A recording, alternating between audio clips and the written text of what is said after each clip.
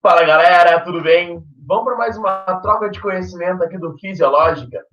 Bom, gente, dando sequência à primeira aula sobre bioquímica básica, hoje basicamente vai ser uma continuação do conteúdo da última aula.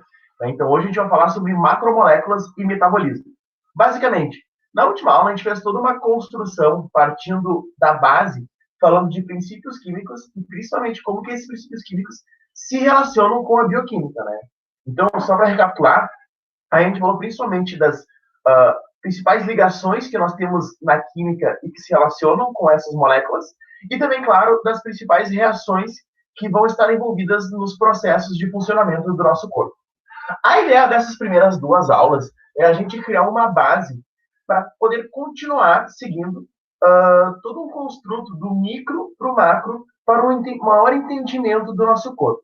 Eles vão perguntar, mas essa aula aqui seria para qual nível, né? Qual, digamos, o que a pessoa precisa pré-conhecer para assistir essa aula? Olha, essa aula eu fiz basicamente pensando na pessoa que nunca viu bioquímica direito, ou pelo menos terminou o ensino médio, vai iniciar a faculdade, vai iniciar a disciplina de bioquímica, por exemplo, seja um graduando da área da saúde, ou seja alguém que esteja estudando para um pré-vestibular. É uma aula completa, é uma aula que está tendo uma construção do simples para o complexo, né? Desde a primeira aula que foi trabalhada nesse sentido, e com várias correlações. Eu acho muito importante que os conteúdos sempre façam significado, sabe?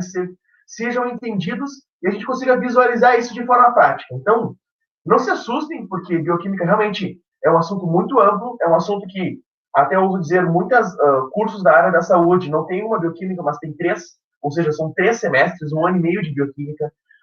Tem livros que, mesmo fazendo esses 3 semestres, tu não vai conseguir ver tudo, né? Então, eu já estou antecipando para vocês que, realmente, a área da bioquímica é uma área que está crescendo ainda muito, é uma área da ciência que vem crescendo cada vez mais, porque cada vez mais a ciência vem evoluindo, descobrindo cada vez mais aspectos do funcionamento microscópico do nosso corpo. E, claro, tendo uma boa base em bioquímica, a gente consegue entender muito do funcionamento do corpo, principalmente das nossas células, porque está diretamente relacionado o mecanismo de funcionamento interno das células com o processo bioquímico.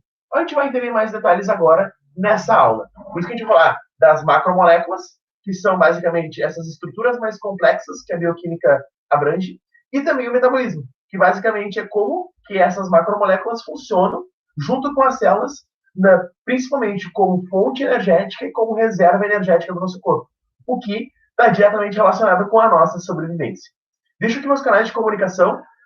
Quem quiser mandar algum e-mail para tirar dúvida, pedir referência, eu vejo tudo errado ali, mas é maiatossegabriel@gmail.com e também @GabrielMaiatossi. Lá eu faço conteúdos exclusivos na área de educação física, que é a minha área de formação, sobre vários assuntos que permeiam a ciência, o movimento e principalmente aspectos voltados para a saúde. Quem tiver curiosidade, acessa lá, que a gente pode também trocar mais informações. Bom, vamos aos conteúdos programados para a aula de hoje. Então, a gente vai falar sobre a estrutura e funções dos carboidratos, estrutura e funções dos lipídios, estrutura e funções das proteínas. Então, criando um construto para vocês entenderem também como vai ser a ordem cronológica das coisas, a gente primeiro vai relacionar a parte química, propriamente dita, de cada uma das macromoléculas, né, carboidratos, lipídios e proteínas. Então, o que as ligações químicas vão estar relacionadas a isso, quais são as estruturas da química que vão estar relacionadas, e depois a gente vai relacionar isso com as funções fisiológicas. E, por fim, a gente vai juntar tudo isso e falar de metabolismo. Então, a gente vai ver a visão geral do metabolismo dos carboidratos, visão geral do metabolismo das gorduras e visão geral da síntese proteica. Eu vou perguntar, mas por que eu não falo do metabolismo das proteínas? Porque quando a gente fala de metabolismo das proteínas, é um pouco mais complexo. Isso realmente é visto mais com detalhes no curso específico da bioquímica, né? Então aqui o mais importante, o mais visto e o mais correlacionado até com as próximas aulas que eu vou fazer, a gente vai falar sobre síntese proteica, que está diretamente relacionado com o DNA, o RNA, né, as síntese proteínas no nosso núcleo celular. Tá bom, galera? Pois bem, vamos começar falando, então, principalmente, introduzindo, né, começando num grau bem simples, o que são substâncias orgânicas. Quando a gente fala de substâncias orgânicas, a gente tem que pensar que são estruturas com átomos de carbono ligados covalentemente com os elementos hidrogênio, oxigênio e nitrogênio. Na última aula, eu trouxe principalmente uma passagem do astrofísico Carl Sagan, falando que nós fizemos a parte, nós fazemos parte de poeira estelar, né? E aí vem um detalhe muito legal quando a gente pensa numa premissa evolutiva, desde o Big Bang, o desenvolvimento do universo, as origens da vida. Todos os constituintes da atmosfera do planeta Terra, quando nós vamos ver em abundância, nitrogênio é muito presente, oxigênio é muito presente e hidrogênio é muito presente. Esses são elementos basais da química, que a gente viu na tabela periódica. Mas, ao longo da evolução, eles foram se agrupando. Pense, a atmosfera primitiva nossa, ela era constituída por, digamos, outros percentuais em abundância. Né? Tinha mais amônia, tinha mais enxofre, não tinha tanto percentual de oxigênio.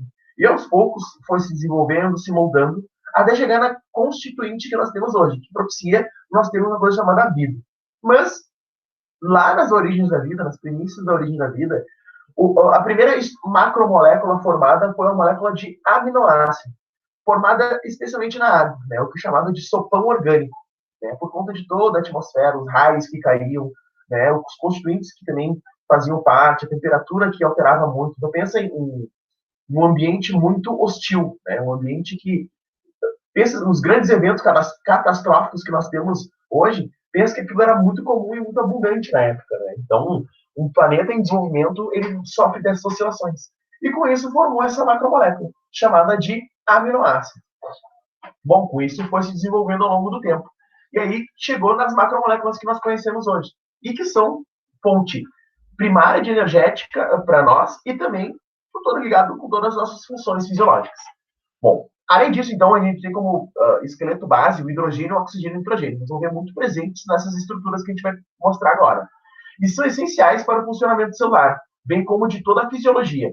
Abre um parênteses e pense, o que é fisiologia, né? A gente sempre escuta essa palavra, mas a gente não entende. Fisiologia, basicamente, é um mecanismo de funcionamento interno do nosso corpo. Né? Como que o nosso corpo funciona internamente? Uma conversa entre os órgãos do nosso corpo, cérebro, coração, rins, fígado, pulmões, músculo, né? Toda a relação também esquelética, né? Condrócitos, ossos, músculos, cartilagens, articulações. E, por fim, uma parte mais interna, né? Como que isso tudo repercute a partir do funcionamento de cada unidade celular. Então, cada célula vai ter dentro das suas organelas, como eu mostrei aqui para vocês, né? Lisossomo, peroxissomo, mitocôndria, complexo de Golgi, retículo endoplasmático liso, rugoso, mitocôndria. E todas elas vão ter pequenas funções que vão estar diretamente relacionadas com o que isso vai se repercutir para o macro, né? Junto com os tecidos do nosso corpo, né? Endotelial, cartilagíneo e assim por diante. A gente vai trabalhar um por um nas próximas aulas, né? Trabalhando tudo isso que é chamado de ciências biológicas. Então, quando a gente vem de uma premissa desde o básico, indo para o complexo, a gente consegue ter uma visão muito mais abrangente das coisas, principalmente correlacionando. Até porque nosso corpo, tudo está diretamente ligado. Então, as funções de reserva energética, metabolismo, herança genética, estrutural, controle regulatório e transporte, tudo isso a gente vai discutir agora nas próximas aulas. E parte com base da bioquímica. Né? Bom, vamos falar então primeiro dos carboidratos. Aqui eu trago uma imagem. Até quem não toma café, alguma coisa já vai despertar fome, né? Mas basicamente aqui são as fontes nutricionais que nós encontramos nos carboidratos, e o mais conhecido que nós temos são os pães, né? A massa, também a fonte de gordura. Então vamos entender um pouco mais agora desses alimentos que estão diretamente relacionados com a bioquímica. Pois bem, quando a gente fala sobre os carboidratos, né, a estrutura base dos carboidratos, ou eles são polidroxilaldehídos e polidroxicetonas, uma fórmula geral de CH2O. O que a gente tem que entender disso? Quando a gente fala de aldeídos e cetonas, são diferentes grupos funcionais da química orgânica que vão estar ligados a essa estrutura básica, ou seja, o carbono, o hidrogênio e o oxigênio, que é a fórmula geral que nós temos ali.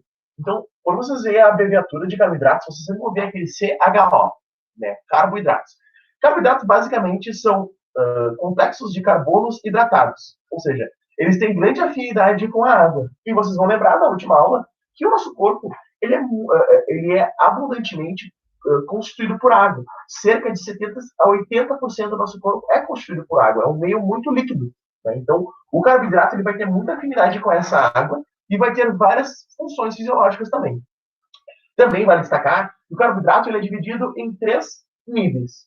Os monossacarídeos, que são açúcares simples, os oligosacarídeos, que são moléculas de 2 monossacarídeos. Oligo, vale lembrar, né, a etimologia da palavra oligo quer dizer pouco. Né? Então, poucos sacarídeos, então seja 2 moléculas de sacarídeos. Polissacarídeos, que já são muitos, né, que são vários açúcares simples.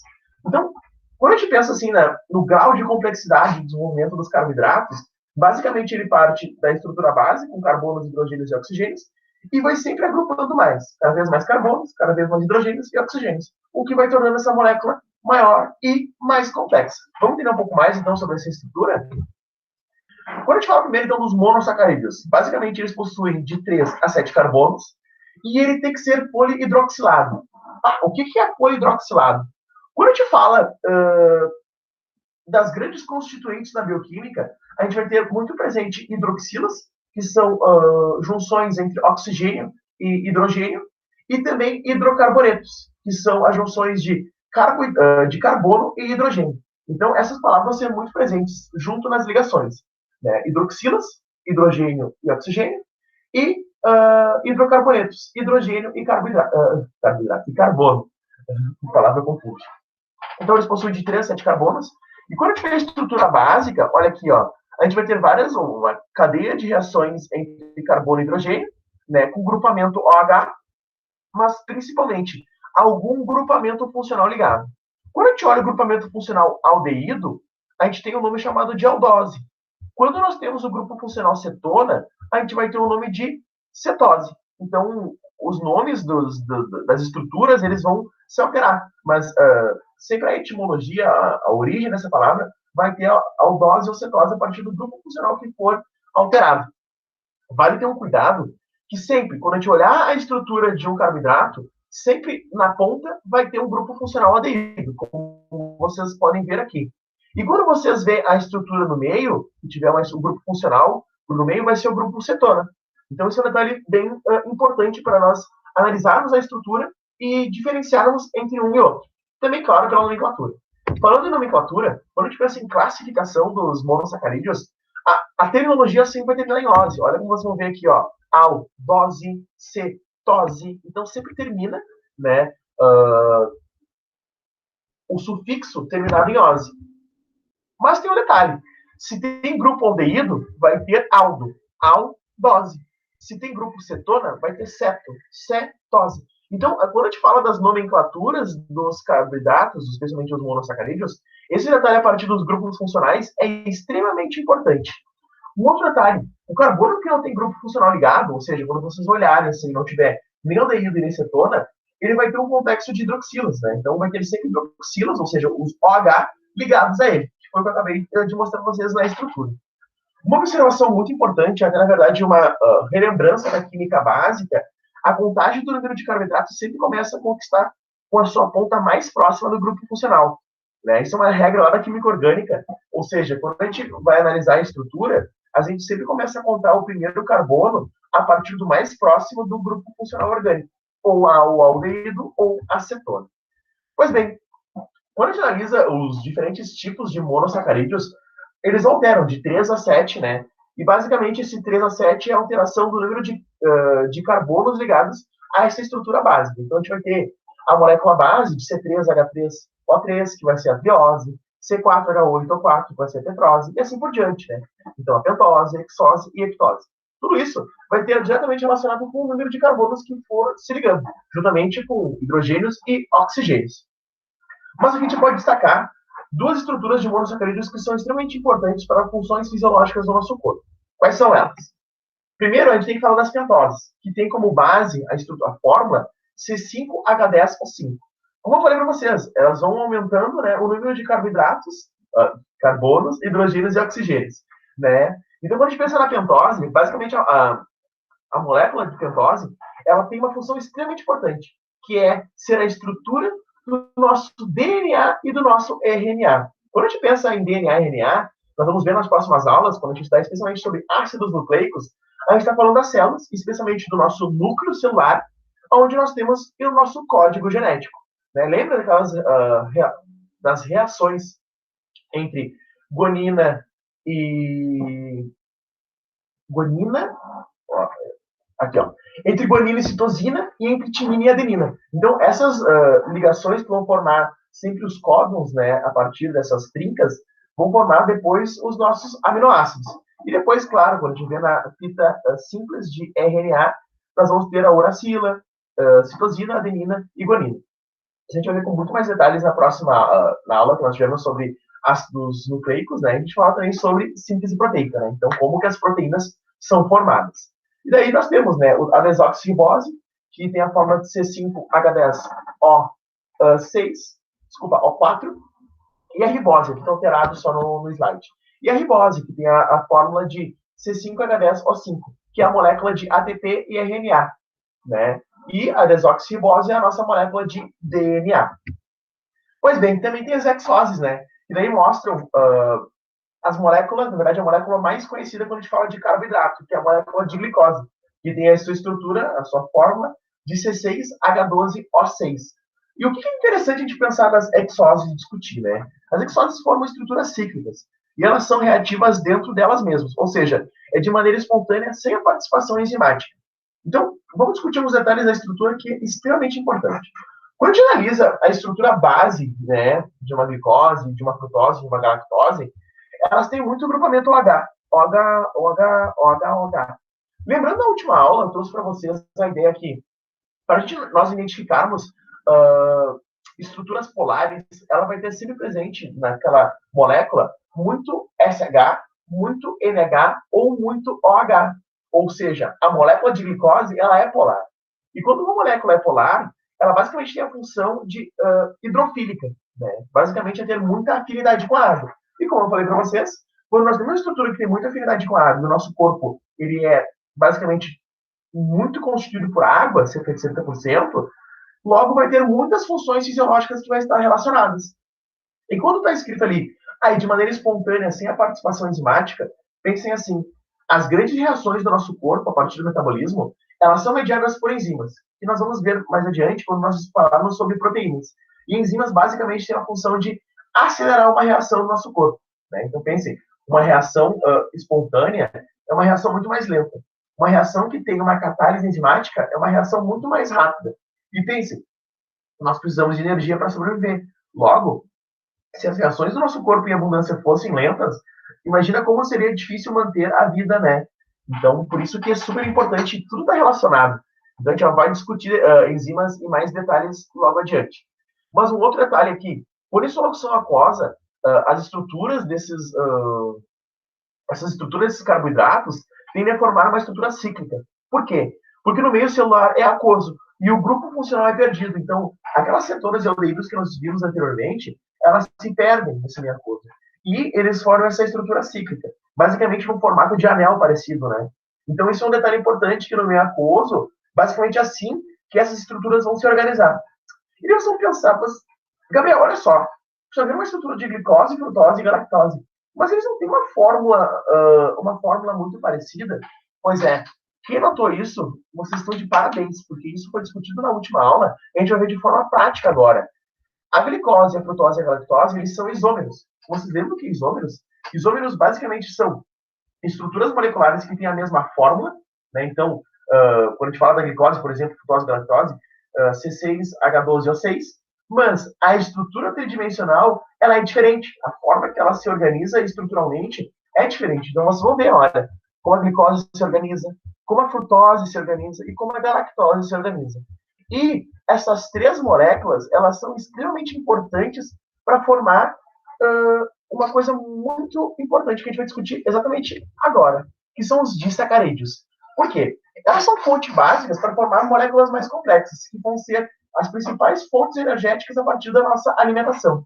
Quando a gente fala de disacarídeos, basicamente eles têm uma fórmula de C12H24O12. Basicamente é só agregando mais carbonos, hidrogênios e oxigênios. E a gente vai ter os açúcares simples, né? Que é a sacarose, a lactose e a maltose. Esses açúcares, esses disacarídeos, eles são formados a partir dessas estruturas básicas.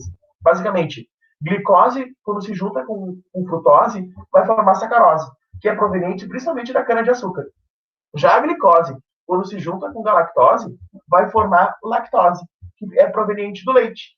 Já a glicose, quando se junta com a própria molécula de glicose, vai formar maltose, que é proveniente do malte. Então, são formados pela união de dois monossacarídeos. Basicamente, esses monossacarídeos que nós vimos aqui, que são os principais monossacarídeos que são as hexoses, né? Pois bem, então, entendido isso, essas são as principais estruturas que nós temos, que são os disacarídeos, que são provenientes basicamente da nossa alimentação. Já quando a gente vai complexar um pouco mais, a gente vai falar dos polissacarídeos, eles basicamente são formados pela união de centenas de monossacarídeos, ou seja, monômeros de glicose. E aqui tem grandes funções fisiológicas importantes. Primeiro, o slide trancou. Passa o slide. Vamos ver aqui. Trancou. Aqui. Foi, passou. Vamos voltar aqui um pouquinho. Quando a gente fala da reserva energética dos carboidratos, ela se chama de glicogênio. Basicamente, o que é o glicogênio? O glicogênio é a reserva energética de animais e fungos, formada por centenas de moléculas de glicose, constituindo-se principalmente por fontes de carboidrato para o ser humano. O glicogênio, ele tem dois tecidos que o reserva, né, como fonte energética. O maior estoque de glicogênio no nosso corpo encontra-se no fígado, cerca de 5 vezes mais do que no músculo, e controla a glicemia. A gente já vai entrar em mais detalhes sobre essa ideia de controle da glicemia. Já no músculo, aqui ocorre o principal processo metabólico de fonte energética em exercício. E pelo maior número de tecidos, possui maior quantificação de armazenamento em nosso corpo. Pensem assim, por unidade, vamos pensar assim, vamos pegar aqui um músculo, o bíceps e o fígado. Né? Por unidade, obviamente, o fígado ele reserva muito mais glicogênio, cerca de 5 vezes mais por unidade de músculo. Mas, se nós pensarmos em nosso corpo, a gente tem muito mais músculo do que fígado.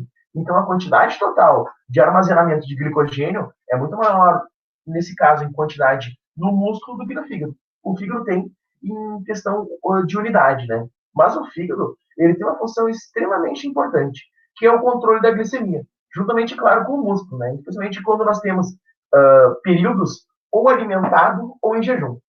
Como assim? Não entendi. Quando a gente pensa nessa ideia do controle da glicemia, basicamente, glicemia é o nível de glicose que vai estar no nosso sangue. E isso está diretamente relacionado com a nossa saúde, especialmente a nossa saúde cardiometabólica. Bom, como que a gente pensa na função fisiológica do controle dessa glicemia? Né? Então, vamos supor agora, a gente acabou de tomar café, ou acabamos de almoçar, ou mesmo jantar, seja qualquer refeição que nós fizemos. Então, nós fizemos a ingesta desse alimento. Automaticamente, quando eu acabei de comer, fiz o processo, né, de deglutição, engoli, passou pelo meu trato gastrointestinal e começou o processo metabólico. Né? Automaticamente, eu vou aumentar minha taxa de glicose. O que vai acontecer? Isso vai lá no meu pâncreas, vai ter uma sinalização na célula beta. E essa célula beta vai ser estimulada. Enquanto a célula alfa vai ser inibida. Um detalhe importante, a etimologia do grego, beta quer dizer segundo, alfa quer dizer primeiro. Então, isso é um detalhe bacana para a gente também relacionar como que as origens dos processos, dos nomes, né, dos processos fisiológicos, tem grande relação, né, grega, grande relação latina. Pois bem, então quando a gente vê a célula beta é estimulada, então pelo aumento dessa glicemia, ela vai secretar uma substância, na verdade um hormônio no nosso sangue, que é chamado de insulina. O que a insulina vai fazer? Ela vai até o fígado e vai estimular o fígado. E o fígado vai absorver glicose e armazenar em forma de glicogênio. Vale destacar que a insulina não só o fígado ela vai estimular, mas também o músculo. A gente vai mostrar em maiores detalhes logo mais. Mas basicamente ela vai estimular tanto o tecido hepático quanto muscular para fazer essa absorção e armazenamento dessa glicose em forma de glicogênio. Agora vamos pensar ao contrário. A gente está muito tempo de jejum, a gente está 6, 7 horas sem comer nada. O que vai acontecer? A glicose do nosso sangue vai começar a diminuir. E o nosso corpo, como ele é muito exato, e ele tem um detalhe muito fino de notar essas alterações, o que vai acontecer? Essa glicose baixa vai inibir a célula beta, que vai estar fazendo todo o processo para armazenar cada vez mais a glicose. Para fazer um processo completamente o contrário, que vai estimular a célula alfa e vai secretar o seu glucagon, que é um outro hormônio que tem função antagônica à insulina. O que ele vai fazer? Ou ele vai no fígado, principalmente no fígado, e vai quebrar o glicogênio e liberar a glicose para o sangue. Ou seja, aquela glicemia que estava baixando, ele vai precisar agora aumentar para manter a homeostase, ou seja, o estado de equilíbrio da glicose.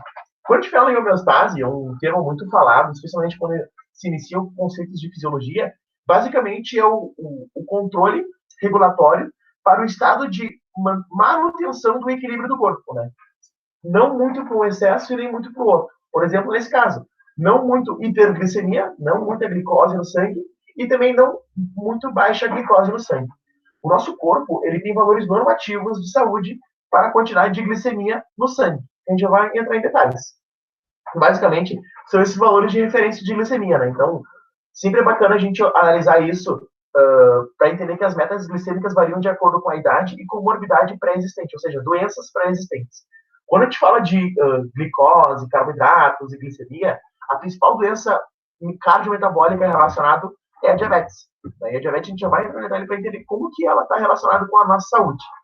Mas os valores normativos eles variam de idade, né? 6 anos, de 6 a 12, de 13 a 19, em adultos e pessoas acima de 65 anos. Por que isso varia? Porque também o nosso corpo ele vai se alterando ao longo da idade, né? Ou a gente vai ter um processo mais acelerado de metabolismo, quando nós estamos nessa fase mais jovem da vida, ou ele vai ter um processo mais desacelerado. E o nosso corpo se adapta muito a isso, as alterações chamadas de alterações hormonais, né? Que reguladas especialmente pelo nosso sistema endócrino. Mas como base a gente pode ter que a glicemia ela pode ser analisada ou pré-prandial ou pós-prandial. O que é isso? Ou em período de jejum ou pós-refeição. E por que é importante analisar isso? Pensem, a glicose em estado de jejum, teoricamente, ela vai estar mais baixa, né? Ela deveria estar mais baixa. Então, se essa glicose está mais alta no estado de jejum, significa que a captação dessa glicose mediada por esses mecanismos que a gente acabou de discutir não está sendo eficiente. Ou mesmo, quando está muito baixo, também não está sendo de forma eficiente. Por isso que a gente tem que ter um bom controle nisso. Então, como base, nós temos os principais exames de sangue que nós fazemos é a glicemia de jejum, né? Eu já vou mostrar um outro slide para vocês para a gente discutir com isso mais detalhe. Mas também tem a glicemia pós-prandial, ou seja, a glicemia pós-refeição. E isso também vai mostrar para nós que como que está sendo o grau de absorção dessa glicose pós-refeição. Será que a partir do momento que eu vou ingerir o carboidrato, né, a partir da minha alimentação, essa glicemia vai aumentar muito abruptamente ou vai aumentar pouco? Isso também está relacionado com a área da nutrição, né? Que diferentes carboidratos têm diferentes índices glicêmicos. O índice glicêmico é um conceito bem bacana para nós relacionados, que basicamente é o potencial que um carboidrato tem de aumentar a glicemia. Né? Então, como referência para índice glicêmico, o alimento que mais tem capacidade de aumentar o índice glicêmico é o pão branco. Né? Sempre como base, o pão branco. Quando tu comer um pão branco, a tua glicemia vai aumentar rapidamente. Né? E também tem a ver com não só a capacidade de aumentar a glicemia, mas a velocidade que essa glicemia vai ser aumentada após a ingesta desse alimento. Né? Um outro detalhe para ser discutido nesse slide é chamado de hemoglobina glicada. O que é isso? Nosso sangue, basicamente, ele é constituído por glóbulos vermelhos, glóbulos brancos e hemoglobina. Né? Claro, o sangue é constituído por muitas coisas, mas quando a gente pensa no sangue propriamente dito, a hemoglobina é a principal estrutura, a principal proteína que carrega sangue para a periferia do nosso corpo e também nutrientes. Então, por consequência, nessa estrutura de hemoglobina, a glicose também vai se ligar. E tem níveis aceitáveis também para essa glicose estar ligada a essa hemoglobina, para também não tornar-se, em excesso, algo que não é mais saudável. Por isso que também, nos exames de sangue, é analisada a hemoglobina glicada, para ver como que o processo metabólico da glicose, dos carboidratos, está sendo realizado no nosso corpo. Por isso que o exame de sangue é extremamente importante e tem que ser feito regularmente. Bom, quando a gente fala do exame de sangue, é muito bacana, porque a gente acaba analisando principalmente a partir dessas análises, né, fisiológicas, né, a gente consegue analisar se nós estamos em estado doente, saudável ou não. Né? Então, diabético, pré-diabético ou normativo. Basicamente, a gente vai analisar pegando a glicemia de jejum, que basicamente é o dado mais conhecido. Se nós estamos com uma glicemia abaixo de 99, nós temos uma glicemia saudável. Né? Toda aquela reação está sendo feita efetiva. Já quando nós temos uma glicemia entre 100 a 125, nós estamos no estado pré-diabético. Basicamente é um alerta que aquele mecanismo do controle entre fígado e pâncreas, né, a captação dessa glicose, não está sendo feito de forma bem efetiva. E, por fim, né, quando nós estamos acima de 96, nós estamos já num estado chamado de diabético, ou seja, nós temos muito acúmulo de glicose no nosso sangue, o que, por sua vez, vai desencadear uma cascata de reações que é prejudicial demais para a nossa saúde. Esse é conhecido como diabético tipo 2. Eu vou entrar em detalhes agora e vou falar sobre o diabético tipo 2, tá? Mas eu vou abrir um parênteses para falar do diabetes tipo 1. Antes, a gente tem que pensar também que esse é um estado de hiperglicemia. Quando a gente pensa na nossa glicemia normativa, basicamente ela vai variar de 90 a 70. Essa é uma variação normal da glicemia de jejum. Já quando a gente pensa em estado de hipoglicemia, pense assim, muito tempo sem alimentação, muito tempo sem comer, né? Quando nós temos um estado de 60, mais ou menos 50 de glicemia, nós começamos a ter algumas alterações na nossa fisiologia. Principalmente sinais neurológicos sutis, como fome, liberação de glucagon, que vai fazer aquela captação do tecido para o sangue dessa glicose, aumento da adrenalina, cortisol, sudorese, tremor. Se for tiver, assim, reações como aumento de cortisol e adrenalina, basicamente o nosso corpo, especialmente o nosso sistema neurovegetativo, vai estar estimulando o nosso sistema simpático, que está diretamente relacionado com o controle interno do nosso corpo das grandes reações, né? Aumento da frequência cardíaca, né? Aumento da ventilação, sudorese, né? E geralmente isso vai acontecer quando nós estamos em exercício, mas também pode acontecer em algumas condições patológicas, como por exemplo a hipoglicemia, que vai fazer basicamente esse aumento, né, das funções fisiológicas para a gente conseguir ter uma boa manutenção da glicose basal. Mas vamos supor que essa pessoa tem uma glicose mais baixa ainda, e ela está entre 40 e 30. Ali a pessoa começa a ter letargia, convulsões, pode até entrar em estado de coma. E por fim, uma glicemia super baixa, lá por 10, a pessoa vai ter dano encefálico permanente, né, se prolongado, e por fim a pessoa vai ter morte. Então, olha como o controle a partir da alimentação dos nossos carboidratos vai se relacionar com a glicemia e relacionar com vários aspectos da nossa saúde. Pois bem, eu falei de diabetes, então vamos entender um pouco como que funciona essa captação da glicose pelas nossas células e principalmente como isso está relacionado com a questão da doença, especialmente diabetes tipo 2. Antes de falar do diabetes tipo 2, é importante a gente falar do diabetes tipo 1, né? Geralmente as duas coisas estão relacionadas. Quando a gente fala do diabetes tipo 1, basicamente também é chamado de insulino dependente, né? A pessoa que precisa de insulina para manter esse funcionamento normal. Por que a pessoa precisa da ingestão de insulina, né? Está sempre usando insulina. Porque basicamente o diabetes tipo 1 é uma doença autoimune, ou seja, o nosso sistema imunológico ele não reconhece a célula beta como algo pertencente ao nosso corpo. E ele destrói a célula beta. Destruindo a célula beta, não vai ter o estímulo e liberação de insulina, o que, por sua vez, não vai ter a captação de glicose, tanto pelo tecido muscular quanto pelo tecido hepático. O que vai acontecer? Eu vou ter aumento de glicemia no meu corpo. E isso é extremamente prejudicial, que a gente já vai entender agora o porquê é tão prejudicial o aumento de glicemia. Mas, basicamente, isso daí é controlado por utilização de insulina exógena, né? E aí entra, né? As insulinas têm diferentes tipos, velocidades de ação, né? Então, tudo isso modulado, especialmente controlado pelo endocrinologista, juntamente com bons hábitos nutricionais que o nutricionista vai estar acompanhando. Bom, entendendo agora um pouco dessas reações fisiológicas, especialmente da captação agora dessa glicose pelo nosso corpo. Basicamente, a gente acabou de comer, né? Então essa glicemia aumentou. Ali vai fazer toda aquela cascata de reações, na qual vai estimular a célula beta e o pâncreas vai secretar insulina. Como é que funciona a insulina? Como é que a insulina vai funcionar tanto no fígado quanto no músculo? Basicamente, a insulina vai ativar um receptor, né? O IRS1. O que é o IRS1? No inglês, é o Insulin Receptor Substrate, ou o receptor do substrato de insulina, que vai ativar uma cascata de reações, né? Ativando uma reação em cadeia, uma fosforilação da cadeia, né? Disso vai realizar várias reações aqui que eu não vou entrar em detalhe, mas que por fim vai chegar até a translocação dessa proteína, chamada GLUT. GLUT, basicamente, seja no nosso cérebro, seja no músculo, no fígado, é a proteína responsável pela captação de glicose. Quando muda o tecido, seja cérebro, rim, fígado, músculo, altera o tipo de GLUT. No músculo, nós temos o GLUT4. No fígado, nós temos o GLUT2. No cérebro, por exemplo, nós temos o GLUT3. Isso não vai alterar a proteína, mas basicamente a função é a mesma. que é chegar até a nossa membrana plasmática, que é o que nós vimos na última aula, aquela bicamada fosfolipídica, né, que tem o potencial polar e apolar, que separa o meio extracelular do meio intracelular, ou seja, do meio extracelular, onde vai estar a glicose, que aqui é o nosso sangue, vai captar essa glicose para dentro do tecido. Né? Então, basicamente, vai se agregar a essa bicamada fosfolipídica, vai abrir essa bicamada e essa proteína vai passar para dentro, né, essa glicose. Na próxima aula, a gente vai falar sobre membrana plasmática. A gente vai discutir com detalhes esse tipo de transporte mediado por proteínas, que é chamado, né, essa proteína é chamada de proteína transmembrana ou proteína carreadora.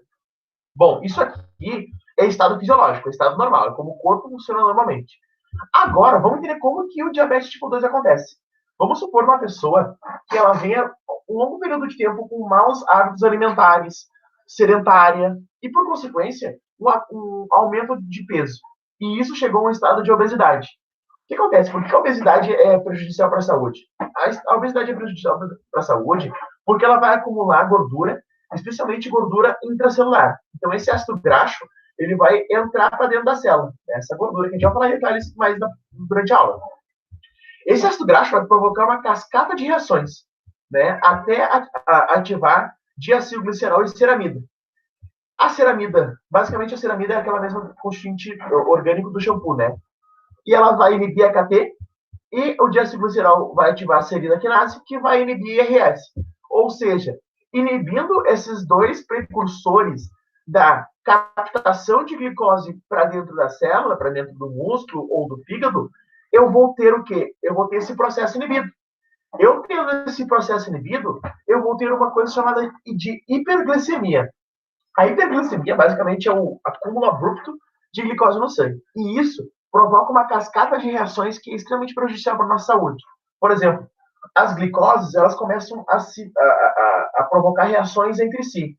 E essas reações, por consequência, vai ter a principal dano, que é a destruição do tecido vascular. Quando a gente pensa no tecido vascular, ele é constituído por camadas, né? Tecido endotelial, chamado de endotélio, né? Que é a camada de revestimento interno. Musculatura lisa, que dá aquela capacidade de contratilidade do vaso sanguíneo. E isso começa a ser destruído. E ele começa a ficando cada vez mais fino. Então, mas o que isso implica? Basicamente, tu perde a capacidade aos poucos de transporte, de irrigação sanguínea. Né? Então, tu perde a capacidade de transporte nutricional, transporte de oxigênio para as células da periferia.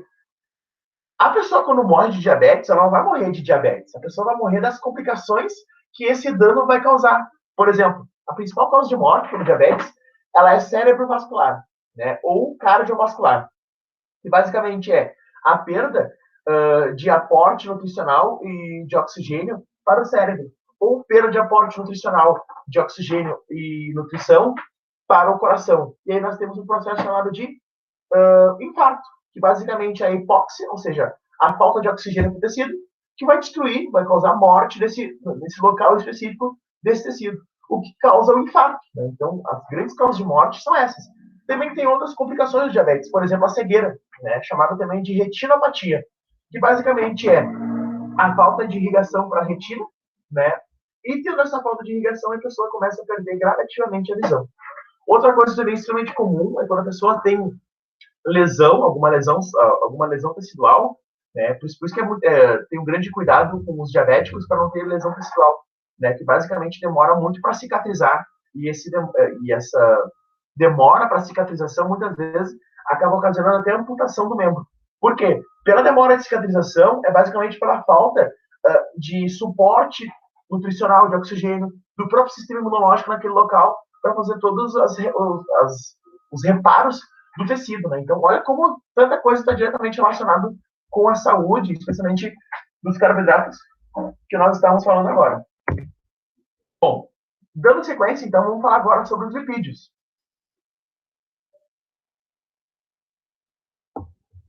Bom, os lipídios são substâncias orgânicas insolúveis em água e solúveis em solventes orgânicos apolares. O que é isso? Isso é completamente contraditório, na verdade, completamente antagônico ao que nós estamos falando dos carboidratos, né? Já os carboidratos eram polar, né? A estrutura dele era polar.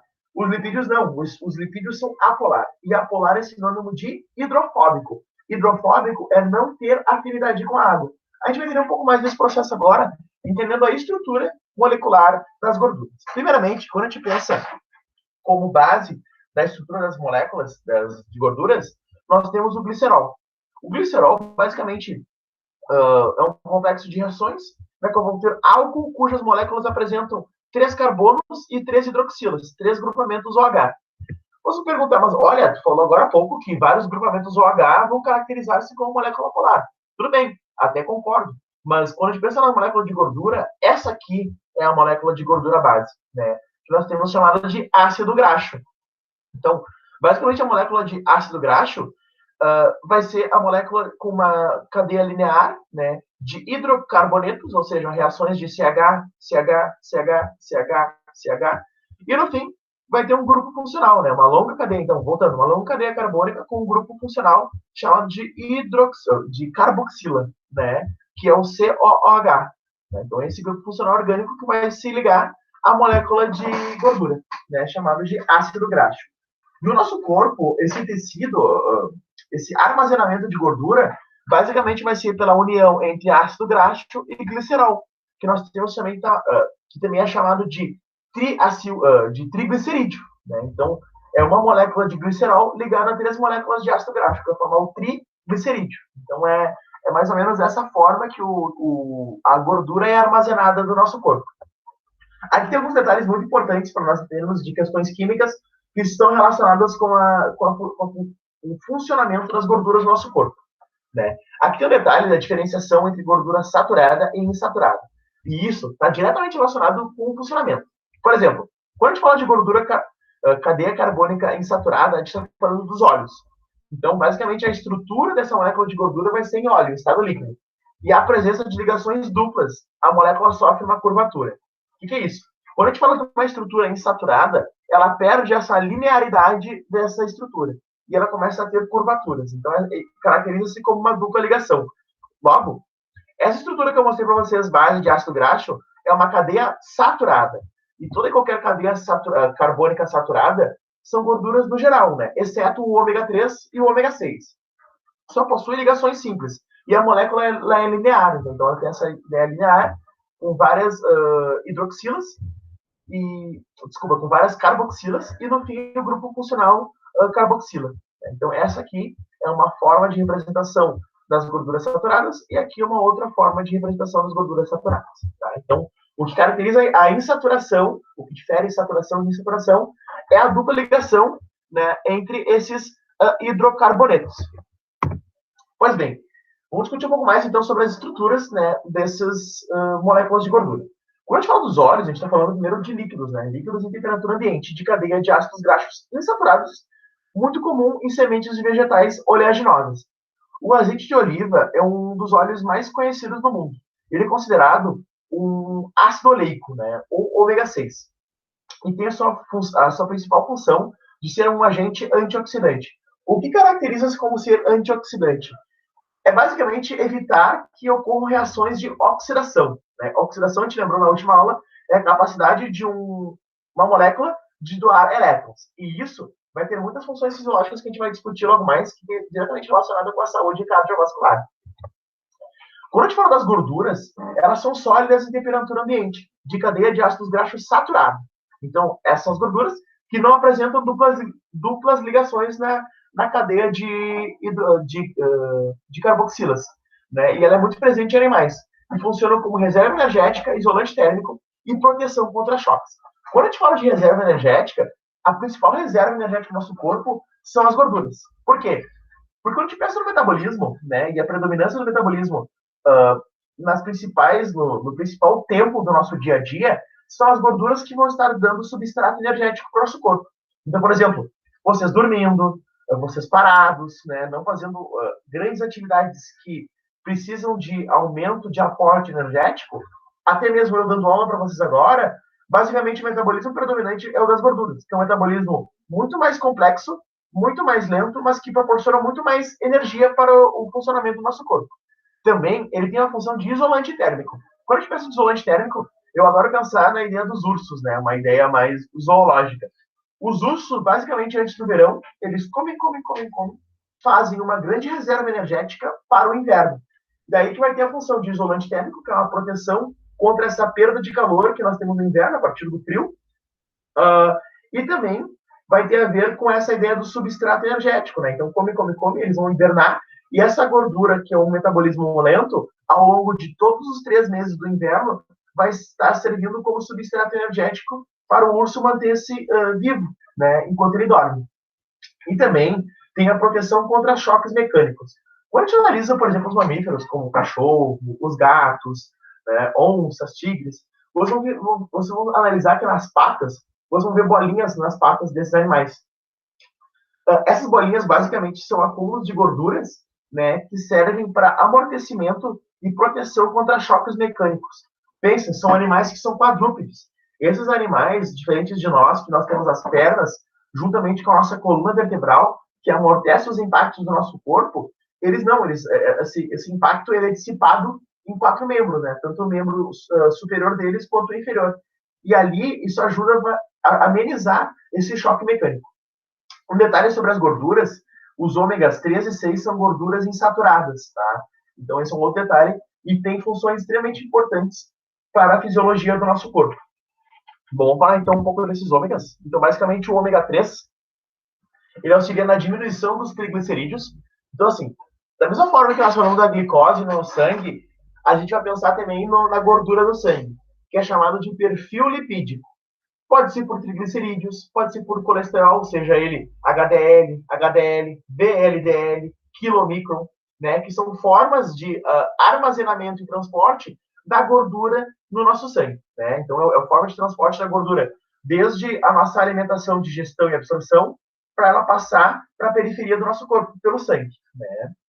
Então, ele auxilia, o ômega 3 auxilia na diminuição dos triglicerídeos, colesterol e colesterol LDL. A gente vai discutir muito sobre colesterol logo mais, especialmente sobre saúde cardiovascular. Então, prestem atenção como o ômega 3 é importante nessa saúde. E ele favorece o aumento do HDL. Ele também é encontrado na alimentação em peixes, né, a partir da ingesta de peixes de águas profundas, como atum e bacalhau. Já a principal função do ômega 6 é incentivar o crescimento celular, sendo fundamental para o desenvolvimento do cérebro, músculos, pele e cabelo. E as principais fontes são azeite de oliva, germe de trigo, sementes de uva, pistache, óleo de gergelim, óleo de semente de chia e nozes de sementes. Uma pergunta que vocês podem fazer é: o que é o ômega? Como que quimicamente caracteriza-se o ômega? O ômega, basicamente, ele é contado assim. Vamos pegar uma estrutura básica aqui normal, né? Deixa eu contar aqui. A partir daqui, 1, 2, 3, 4, 5, 6. Tá, vamos pensar isso aqui. Vamos supor que aqui tem uma dupla ligação, tá? Que vai caracterizar-se como ômega 6, tá? Então, isso aqui deixa de ser uma molécula linear saturada, passa a ser uma molécula não linear e insaturada, uma dupla ligação, e também tem um ômega, tá? E agora eu vou explicar para vocês. Basicamente, quando a gente pensa de forma química, como é que a gente conta? A gente começa sempre a contar a estrutura, o número de carboxilas, de ligações entre carbono e hidrogênio a partir do primeiro grupo funcional.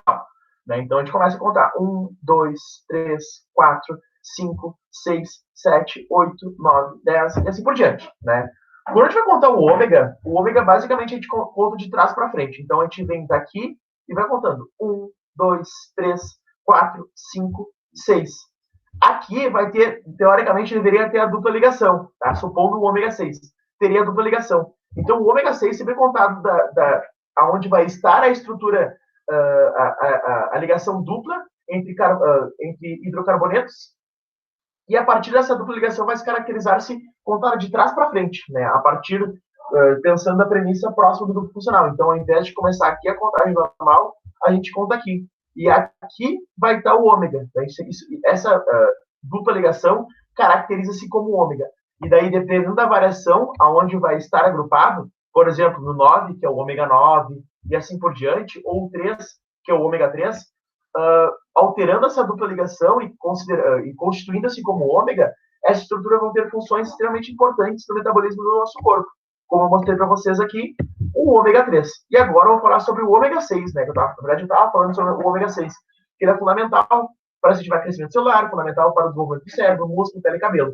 E as principais fontes, né, de energéticas da nutrição é o azeite de oliva, gema de trigo, semente de uva e outros que eu acabei de mencionar para vocês.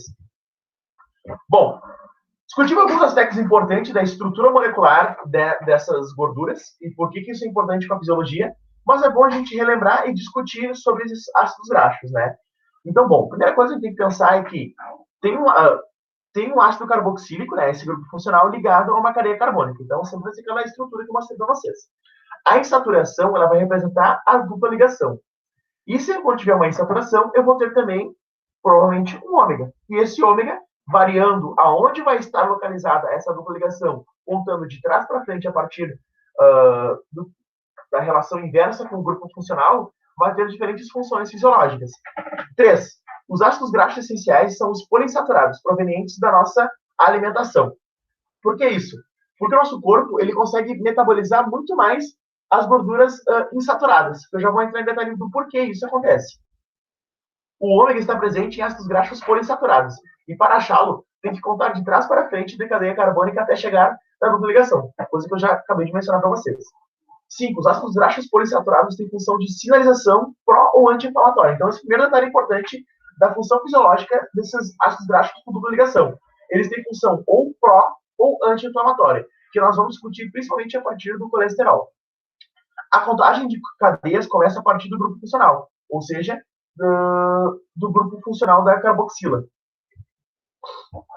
E, por fim, a gordura saturada não possui gordura trans, usada somente para estoque energético. Então, primeiro vamos falar sobre a gordura trans. Né? Então, a gordura trans, por que a gordura trans, né? A gente vê várias recomendações de, não coma alimentos, né, industrializados, ultraprocessados. Né? Eu até acabei falando na última aula, né? Então, até para relembrar, todo qualquer alimento que seja processado ou ultraprocessado, ele passa por várias alterações industriais. Então, várias reações industriais. E essas reações alteram a estrutura dessa macromolécula, seja carboidrato, seja gordura ou a própria proteína. E isso o nosso corpo não consegue assimilar tão bem. E não consegue, principalmente, metabolizar e absorver. E aí vai alterar uma cascata de reações. Então, quando a gente analisa as gorduras trans, então vem de alimentos processados ou ultraprocessados e possui alteração na estrutura tridimensional dos ácidos graxos. Por exemplo, a margarina é constituída por óleo vegetal. Se a gente analisa o óleo vegetal, ele é rico em gordura poliinsaturada. Não teria problema, teoricamente.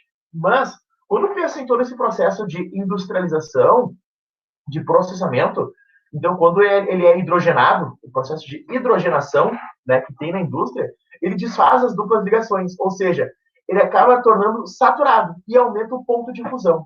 Esse é o grande detalhe para a ideia da questão de digestão e absorção dessas gorduras.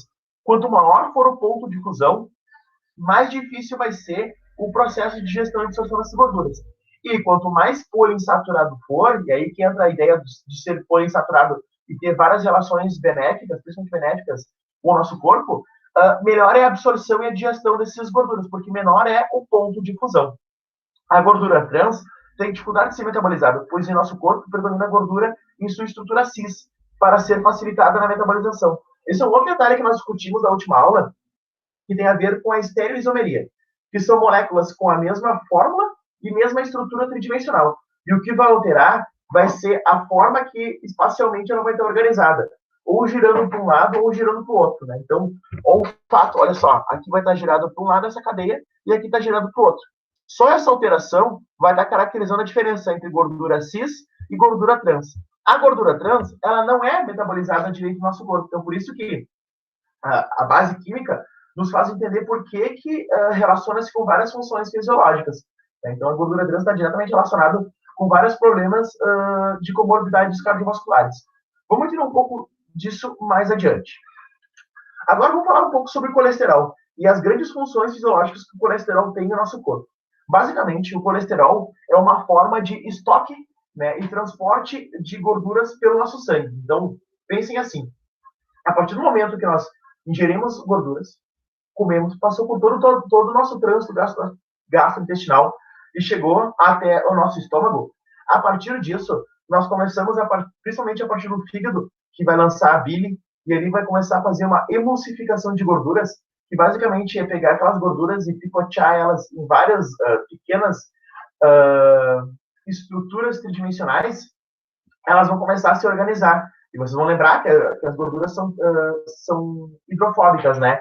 Então, elas vão se organizar em, basicamente, estruturas parecidas com as nossas células, que são bicamadas fosfolipídicas, em formatos mais circulares. Essas pequenas circulinhos que nós vamos formar, né, esses pequenos quilomicrons, principalmente, vai passar pelo nosso sangue, né? Vai passar por toda aquela barreira intestinal, o nosso lume intestinal, até chegar no nosso sangue. No nosso sangue, ele se acaba se diversificando em várias formas de transporte, né? E isso vai alterar o nível de densidade desse colesterol. Ou o colesterol vai ser muito denso, ou ele vai ser pouco denso. Isso caracteriza-se como ou LDL ou HDL. Ou o VLDL, ou mesmo o quilomicron, né? Então, eles têm a função de transporte dessa gordura pelo nosso sangue.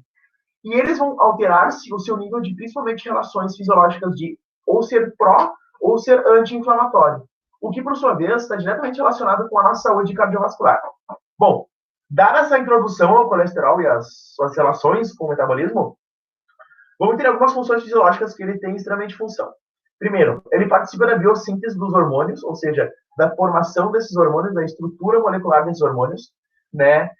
Principalmente da suprarrenal, como o cortisol, que tem o controle hídrico do nosso corpo, e da aldosterona, que também está relacionado com o controle hídrico do nosso corpo, né? Que é o sistema renina, angiotensina, aldosterona, que é uma conversa entre os rins, o sistema circulatório, especialmente na microcirculação pulmonar, que vai ter a ver com esse processo de filtração que nós temos dos líquidos do nosso corpo, né? Ele é presente também na membrana plasmática das células animais. Então, quando a gente está na membrana, na próxima aula plasmática, o colesterol vai ter a grande importância de dar fluidez para essa membrana. A gente vai discutir mais detalhes na próxima aula. Ele também é sintetizado no fígado ou obtido através da alimentação. Ele é o precursor da vitamina D. Então, lembra das formas da última aula da vitamina D, a importância fisiológica que ela tem, principalmente para essa ideia de calcificação, né? Como o calciferol, que tem essa função de calcificação. Então, o colesterol está diretamente relacionado com isso também. Então, algumas coisas são completamente correlacionadas. Tem a sua produção a bile, né, principalmente que eu acabei de falar para vocês, e também participa da biossíntese dos hormônios sexuais, como estrogênio, progesterona e testosterona. Então, quando a gente pensa em hormônios, a gente está falando do nosso sistema endócrino. O nosso sistema endócrino, basicamente, é o sistema da fisiologia do nosso corpo que está diretamente relacionado com as secreções que são feitas no nosso corpo, e ele regula todos os processos internos, né? E grande parte desses constituintes, dessas moléculas que são secretadas, né, desses hormônios que são secretados, eles são formados a partir da biossíntese desse colesterol. Então, olha como é importante. Também, quando a gente vai falar agora na parte das proteínas, grande parte também dos hormônios, eles são feitos, né, sua estrutura de proteínas, como a insulina e o glucagon. Bom, os principais colesteróis mais conhecidos é o HDL e o LDL. Eu vejo que muitas vezes as pessoas falam que, olha, o HDL é o colesterol bom, o LDL é o colesterol ruim, né? Na verdade, eu não gosto de trazer esse termo porque, na verdade, eles têm funções fisiológicas e que as funções de cada um é extremamente importante para a manutenção da nossa vida. Então, o HDL vai ter a função de transportar o colesterol do sangue para o fígado e o LDL transporta o colesterol do fígado para os tecidos. E isso é extremamente importante em condições normais e condições, né, homeostáticas. Mas, quando nós temos excesso, principalmente na nossa alimentação de gorduras, a gente começa a ter um estado chamado de estado pró-inflamatório. E o colesterol que é pró-inflamatório é o LDL. O HDL ele é anti-inflamatório. E aí sim, nós temos ali naquilo que a gente vai discutir logo mais, que é chamado de perfil lipídico, nós vamos ter um aumento desse LDL no nosso sangue, o que vai situar o aumento de inflamação. E isso sim é um grande problema, especialmente para a nossa saúde cardiovascular. Quando a gente pensa nos valores de referência de perfil lipídico, eu não vou entrar em muitos detalhes do que quais são os valores normativos, mas o que a gente tem que entender? Que no nosso corpo, especialmente no nosso sangue, nós temos que ter valores basais, seja de HDL, seja de triglicerídeo e seja de LDL. Então, nós temos valores que são considerados desejáveis e que acima desses valores está diretamente relacionado com o mau armazenamento dessa gordura, né, nos nossos tecidos, ou o armazenamento em excesso dessas gorduras nos nossos tecidos, o que pode causar principalmente risco de saúde cardiovascular. E nós vamos entrar em detalhe exatamente agora. Que vai causar, na verdade, assim, a gente vai falar sobre o processo aterosclerótico, mas a gente tem que ter uma coisa e outra. Na verdade, a ordem dos slides não ficou muito bacana. Eu vou falar sobre inflamação depois. Eu quero falar primeiro sobre isso. Quando eu falei para vocês que o LDL é pró-inflamatório e o HDL é anti-inflamatório, basicamente o que é ser inflamado, né? O que é essa característica de ser inflamatório? Basicamente, a gente vai falar em mais detalhes do processo de inflamação, mas basicamente é uma hiperativação do nosso sistema imunológico. Então, nosso sistema imunológico ele é ativado com citocinas, citoquinas, monócitos, macrófagos, neutrófilos, basófilos, células killer, ou seja, diferentes células que têm funções de proteção do nosso sistema imunológico, né, para a defesa do nosso corpo. E o LDL, ele ativa muito esse sistema, né? E sempre quando nós temos tudo muito hiperativado no nosso corpo, a reação nunca vai ser benéfica. Então, eu vou dar um exemplo de um aspecto cardiovascular que é muito comum e causa muitas mortes atualmente, né? Digamos que essa é uma das grandes pandemias da atualidade, né? Esse é um processo chamado de processo aterosclerótico. Basicamente, ele é consolidado e constituído ao longo dos anos, a partir de maus hábitos alimentares, sedentarismo, né, falta de atividade física, e vai causar o acúmulo de gordura nos vasos sanguíneos. Basicamente, como isso acontece, né? Eu não trouxe todo as reações para formar esse processo de placa de gordura nas células, mas eu vou mostrar para vocês exemplificando. Vamos pensar assim, o nosso sangue é constituído de glóbulos vermelhos, hemoglobina, glóbulos brancos e vários outros constituintes. Ele tem como grande função, ele está sempre transportando em velocidade, né? Então ele tem, o sangue está sempre em velocidade passando pelos vasos. E aqui também tem todo o colesterol junto, né? O LDL, o HDL, o VLDL, né? O quilomicron, que ele tem aquela função de tá fazendo o transporte, tá? Dessa gordura.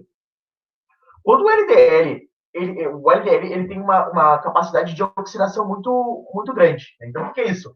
Ele consegue se agrupar a outras células a partir da doação de elétrons, né?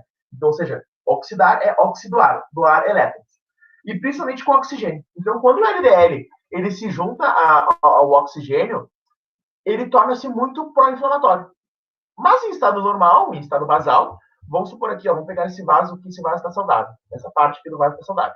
Então, ele vai se agregar a esse oxigênio e ele vai passar pelo transporte do sistema circulatório, vai até o fígado e é metabolizado. Nosso fígado que metaboliza. Mas, quando esse LDL ele consegue se infiltrar, né, nesses tecidos de revestimento do vaso, principalmente o endotélio, que é a camada de revestimento interno do vaso, e a musculatura lisa, ele começa a fazer uma hiperativação inflamatória, né? A hiperativação do nosso sistema imunológico. E principalmente ele vai recrutar monócitos. Esses monócitos, eles vão se infiltrar também nesse tecido. E ali ele vai começar a agregar esse LDL, né? E vai se maturar macrófagos. Esses macrófagos têm a principal função de fagocitose. Com a fagocitose, os macrófagos vão começar a secretar produtos. Esses produtos vão começar a provocar sinais quimiotáticos que vão recrutar cada vez mais monócitos. E isso vai provocar uma reação em cadeia de estar sempre cada vez mais recrutando o nosso sistema imunológico. Monócito, macrófago, cada vez mais monócito, cada vez mais secreção interna entre as paredes do vaso de substâncias, até começar a formar essas células chamadas de células espumosas. Né? Esse acúmulo de gordura, né, nos vasos. Isso vai começar a obstruir a passagem do sangue. Então, pense assim. Eu adoro, de uma forma didática, pensar na mangueira de jardim. Né? Então, vamos pensar que a mangueira de jardim tem o seu raio, o seu diâmetro, e que a água passa com uma determinada velocidade. Quando vocês às vezes espremem aquele diâmetro, diminui o raio, a velocidade vai aumentar na quarta potência. Né? Isso é um princípio físico. Né? No nosso corpo não é diferente.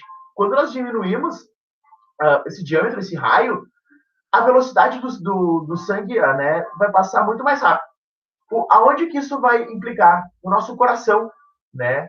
Principalmente o controle que nós temos no nosso coração a partir da contração e relaxamento, né, da sístole e diástole, ela vai começar a ser feito muito rápido. O que vai ocasionar?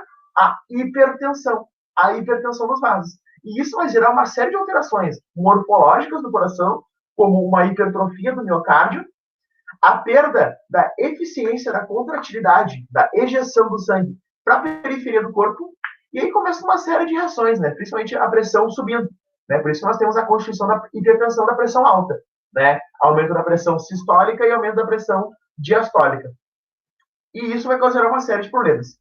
Ao longo do tempo, cada vez mais quando esse tecido, essa luz vascular é diminuída, isso vai ocasionar uma oclusão do vaso. Aonde que isso pode chegar? Nas principais causas de morte atualmente. Infarto do miocárdio por falta de aporte sanguíneo nutricional, infarto nos vasos do cérebro, que é o chamado AVE, acidente vascular encefálico, e assim por diante. Então, existem várias formas que isso acaba relacionando-se com a nossa saúde. E esse é o principal desfecho que nós temos para ocasionar essas mortes, né? Então, basicamente, quando a gente fala de inflamação, é uma hiperativação do nosso sistema imunológico. Ela pode ser de característica de início rápido ou lento, de forma aguda ou crônica. Então, vamos discutir um pouquinho sobre isso. Quando a gente fala de característica de um início rápido, agudo, então, basicamente, é minutos ou horas. Quando é crônico, é em dias, é ao longo do tempo. Então, vamos pensar numa questão de infiltrado celular. A principal célula responsável de forma aguda são os neutrófilos. Ao longo do tempo, como é o processo que eu mostrei para vocês aqui, tem os monócitos e, por consequência, depois os macrófagos. E também os linfócitos, né? Quando a gente pensa em lesão tecidual ou a formação de fibrose, isso aqui, gente, também é uma forma de fibrose, tá? Ao longo do tempo, né? A hiperativação vai ocasionar essa fibrose, ou seja, tornando-se o vaso mais rígido. O vaso, ele perde aquela capacidade de vasodilatação, que é ele aumentar, né, o seu diâmetro, e vasoconstrição, que é diminuir. Isso em funções fisiológicas é diretamente importante para o controle da velocidade normal do nosso sangue. Mas quando o sangue está ocluído, também é inibido substâncias que têm a função de vasodilatação no nosso corpo. E isso vai ocasionar ainda mais, agravar ainda mais o processo de hipertensão. Então, quando nós temos esse processo de fibrose, geralmente é leve, de forma aguda, né, leve e autolimitado, mas quando é crônico, é frequentemente acentuado e progressivo. E, por fim, quando nós pensamos em sinais locais e sistêmicos, quando nós falamos de forma aguda, eles são proeminentes, e de forma crônica é menos proeminente, mas podem ser sutis. Esse processo aterosclerótico, quando a gente fala de sutil, ele é silencioso, né? E principalmente quando acontece algum problema, geralmente já é um infarto, né? Seja no cérebro ou no coração.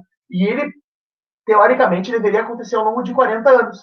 Mas, pelos maus hábitos alimentares, especialmente de alimentos ultraprocessados, fast foods, sedentarismo, isso vem sendo assinado cada vez mais, principalmente presente em obesidade infantil e obesidade na adolescência. Então, isso são altos índices de saúde. Querem ver? Então, olha só, essa epidemiologia dos dados de doenças cardiovasculares, né? Aproximadamente 29,4% das causas de morte do Brasil são por eventos cardiovasculares. 80% dos casos poderiam ser evitados por medidas simples, como aumento de exercício físico e controle da nossa alimentação. A idade média dos pacientes com doenças cardiovasculares no Brasil é de 56 anos. 50% dos homens podem desenvolver alguma doença cardiovascular após os 60 anos. E 17,5 milhões das pessoas morrem todos os anos por doenças cardiovasculares. Então, olha só, a grande pandemia que nós temos, na verdade, não é só no Brasil, mas é mundial, né? Proveniente dos nossos maus hábitos alimentares, que está diretamente relacionado com o controle do nosso perfil lipídico, da nossa alimentação. Então, olha como uma pequena alteração da nossa alimentação, uma alteração da nossa bioquímica, provoca uma série de doenças em nosso corpo, né? Então, o Brasil está entre 10 dos países com maiores índices de mortes por doenças cardiovasculares. Esses são dados da OMS e do Ministério da Saúde. Então, ficam alertas sobre dados epidemiológicos e como eles podem acontecer de forma fisiológica no nosso corpo, né? Provocando uma cascata de reações. Aqui está um resumo, então, sobre lipídios, né? Falando um pouco de gordura simples, os lipídios compostos, os esteroides, as principais funções e características. Algo que eu acabei de discutir para vocês. Faltou só a gente falar das funções, né? Então, quando a gente fala da importância, né, fisiológica dos lipídios, ele tem a grande função energética, né? Eu falei para vocês como ser a principal fonte energética em estados basais da nossa funcionalidade de vida diária. Também ele tem a função de termogênese. Isso é um detalhe importante. O nome das células de reserva energética do nosso corpo, de gorduras, é chamado de adipócito. O adipócito, preferencialmente, ele pode ter dois tipos, né, em grande abundância. Principalmente a gordura chamada de gordura branca. E essa gordura branca, basicamente, é a gordura que é armazenada. E também a gordura marrom, que é menos abundante, né? Porque essa gordura marrom, ela consegue ser metabolizada facilmente e ela tem a grande função de aumentar a temperatura do nosso corpo, atuando na função de termogênese. Então, por exemplo, quando nós estamos no frio, né, as gorduras que são principalmente metabolizadas para, por exemplo, ocasionar tremor e manter a manutenção fisiológica de 36 graus e meio do nosso corpo, é a gordura marrom, que tem essa função de termogênese. Também as gorduras têm grande função de transdução de sinal. Basicamente, transdução de sinal é a alteração de um tipo de sinal para outro. Lembra que a gente falou na última aula sobre os tipos de energia e que o nosso corpo tem energia mecânica, química, elétrica e térmica? Então, basicamente, essa transdução de sinal é uma troca de um tipo de energia para outro. Elétrico, mecânico, químico, mecânico, químico, térmico e assim por diante. O lipídio tem grande função hormonal, como mostrei para vocês, na constituição desses hormônios que nós temos. Função antioxidante, né? Por exemplo, eu falei o exemplo do ômega 6, que ele tem a grande função, e ali a gente pode voltar aqui.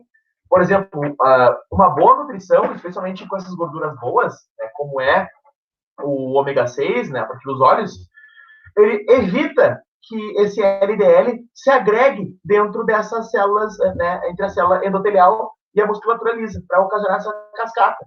Então, isso é uma grande função de evitar que ocorra a oxidação, ou seja, a doação de elétrons. Isso que é a função antioxidante.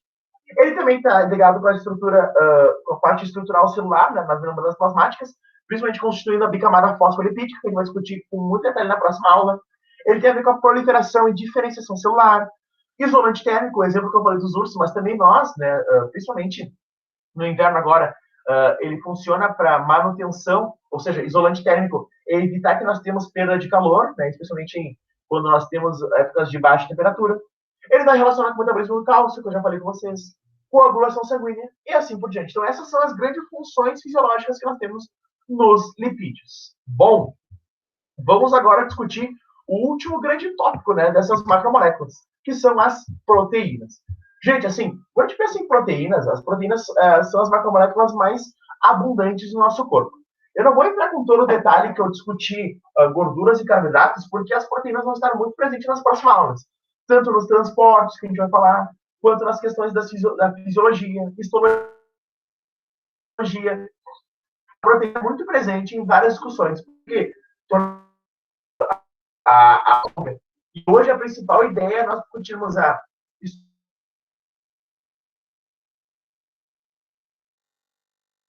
estrutura dela,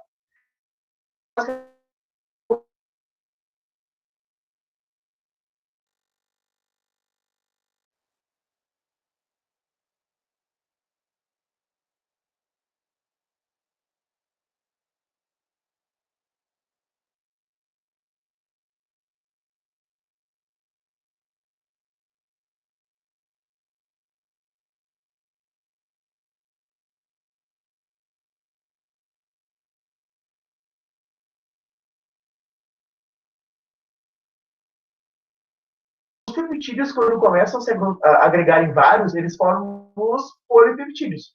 Polipeptídeos em abundância são chamados de proteínas, que são essas macromoléculas. Aqui é um exemplo de uma macromolécula de proteína que eu mostrei para vocês, que são consolidados por vários aminoácidos, vários polipeptídeos. E toda proteína é um polipeptídeo, mas nem todo polipeptídeo é uma proteína. Como assim? Para se caracterizar uma proteína, a união de peptídeos tem que ser muito grande. Então, isso que vai caracterizar uma proteína. Mais ou menos, uma união de 20 peptídeos começa a estruturar uma proteína primária. Né? Menos que isso, são simplesmente só polipeptídeos. Não caracteriza-se uma proteína propriamente dita. Bom, vamos falar então cada um desses detalhes agora de como se constitui a molécula de proteína, né? Mas vamos partir do grau mais simples. Então, os aminoácidos, basicamente, algumas coisas importantes do nosso corpo, né? Os aminoácidos, basicamente, 20 aminoácidos que nós temos no nosso corpo e eles participam, há 20 aminoácidos que participam da formação de todas as proteínas dos seres vivos. Destes, 8 são essenciais e devem ser ingeridos da alimentação e os 12 demais são denominados de naturais, pois podem ser sintetizadas pelo nosso corpo. Então, quando a gente analisa a estrutura base dos nossos aminoácidos, sempre vai ser uma molécula de carbono, e esse carbono é chamado de carbono quiral, Porque as diferentes tipos de ligações, os 4 diferentes tipos de ligações que esse carbono consegue fazer, são a partir de diferentes tipos de grupos funcionais, e isso gera o potencial de quiralidade para esse carboidrato, né, para esse carbono. E aí, basicamente, a estrutura base de um aminoácido é um grupo carboxilo, um grupo funcional orgânico, um grupo amino, um grupo hidrogênio e um outro radical. Vale destacar que todo e qualquer outro radical, ou seja, qualquer outro grupo funcional que se agregar aqui, vai formar um diferente tipo de aminoácido. Quando nós discutimos ali, a gente falou sobre aminoácidos essenciais e não essenciais. Todo aminoácido essencial são os aminoácidos que nós precisamos ter a partir da nossa alimentação. Por quê? Porque são aminoácidos que o nosso corpo não produz. E eles estão diretamente relacionados, cada um deles, com diferentes tipos de funções fisiológicas do nosso corpo. Já os outros não essenciais, eles estão diretamente relacionados, eles estão relacionados com funções fisiológicas do nosso corpo, mas o nosso corpo tem um potencial de produção interna. Então, quando a gente pensa da síntese de peptídeos, basicamente é a união de de 2 aminoácidos, né? De 2 aminoácidos em diante, que vai formar o peptídeo. E o peptídeo, por sua vez, vai quando provoca várias reações, vão formar as proteínas. Quando a gente pensa nos aminoácidos, nós temos esses diferentes tipos de aminoácidos, né? Então, os essenciais e os não essenciais. E os condicionalmente essenciais. Eu não gosto muito desse termo condicionalmente, né? Eu acabo diferindo entre essenciais e não essenciais. Então, quando a gente fala desses que são condicionalmente, a gente acaba colocando no mesmo grupo dos essenciais, o que, por sua vez, acaba aumentando, né, o número de essenciais. Bom, vamos falar dos aminoácidos essenciais rapidamente. Nós temos a trionina, fenilalanina, triptofano, lisina, metionina, leucina, isoleucina, os aminoácidos de cadeia média, acerina, cisteína, tirosina, arginina e histidina. Cada um deles vão ter grandes funções fisiológicas. Por exemplo, quando a gente fala da histidina, vou dar só esse exemplo da histidina. A histidina, vamos voltar aqui alguns slides. Aqui. A histidina, nas funções do nosso sistema vascular, ela é um dos produtos que tem a capacidade de vasodilatação. Por exemplo, ela evita que nós temos essa condição de hipertensão e também acúmulo de gordura nas artérias. Né? Na verdade, não evitando acúmulo de gordura, mas vasodilatando e evitando esse estado de hipertensão no sistema vascular. Então, olha como um aminoácido essencial tem grandes funções fisiológicas. E pensem, cada um deles tem grandes funções fisiológicas. Então, não vou entrar em detalhes de cada um. Por exemplo, também a glutamina. A glutamina está diretamente relacionado com, olha só, com o sistema vascular. Por exemplo, quando nós temos dano vascular, especialmente endotelial, né? Então, na verdade, principalmente nessa camada de revestimento interno do nosso corpo, que é o endotélio, seja das nossas vísceras, seja dos nossos vasos sanguíneos e tudo mais, sempre quando nós temos lesão endotelial, a glutamina tem essa função de reconstrução desse tecido endotelial. Então, olha como é também extremamente importante. E assim por diante, outros também têm várias funções relacionadas com a fisiologia. Então, olha como as proteínas são importantes, principalmente como que a nossa nutrição está relacionada, né? Como que é importante nós termos, a partir da nossa alimentação, bons níveis de proteínas provenientes de vegetais, provenientes de legumes, provenientes também da carne. Então, isso é extremamente importante. Um outro detalhe, nós discutimos na última aula a questão da pessoa ter hábitos alimentares diferentes, por exemplo, ser vegetariana e vegana, algo que vem crescendo cada vez mais, né? Estudos vêm mostrando que altos índices de ingestão de carne, especialmente carne vermelha, vem potencializando aquela condição que nós mostramos ali de processo aterosclerótico e eventos cardiovasculares. E também vale destacar que, a partir da nossa alimentação de vegetais, também é possível nós conseguirmos os aminoácidos essenciais da nossa alimentação. O principal exemplo que nós temos é do arroz e do feijão. Né? Então, olha como uma boa combinação entre leguminosas e grãos é possível a gente conseguir fazer essa união, como arroz e lentilha, né? E assim por diante. Aqui é um outro detalhe importante, né? Quando nós tivermos a aula de síntese proteica, vai estar diretamente relacionado com isso, né? Que é basicamente a formação desses aminoácidos base né, os aminoácidos que nós temos constituído no nosso corpo a partir do nosso núcleo celular, a partir da síntese proteica. Então, basicamente, esses são os códons, né, a partir do código genético da junção entre os códons base, que vai formar a partir essas letras, né, que vão formar os diferentes tipos de aminoácidos para o nosso corpo. Então, isso é extremamente importante. E aqui nós temos uma imagem bem didática, né, que mostra mais ou menos como a gente consegue entender a estruturação das proteínas, né, de forma tridimensional. Né? Então, vamos dissecar um pouco em diferentes níveis e a forma que elas se organizam no espaço. Então, partindo do base e indo para o complexo. Quando a gente pensa numa estrutura base, nós temos o aminoácido, que é aquela estrutura que nós acabamos de discutir. Quando uma unidade de aminoácido se junta a outra, começa a formar peptídeos. Vários peptídeos, especialmente de 7 para cima, começam a formar uma estrutura primária, chamada de proteína primária. Né? Então, as estruturas das proteínas elas vão de primária, secundária, terciária e quaternária. E o que vai... Eu consigo mostrar também por isso aqui para vocês. Ó. E o que vai determinar o que ela é, se é primária, secundária, terciária ou quaternária, é o grau de complexidade de enovelamento entre esses compostos. Então, vou mostrar aqui para vocês, de forma bem didática, como isso pode se organizar. Então, acompanhe aqui pela tela e pela imagem.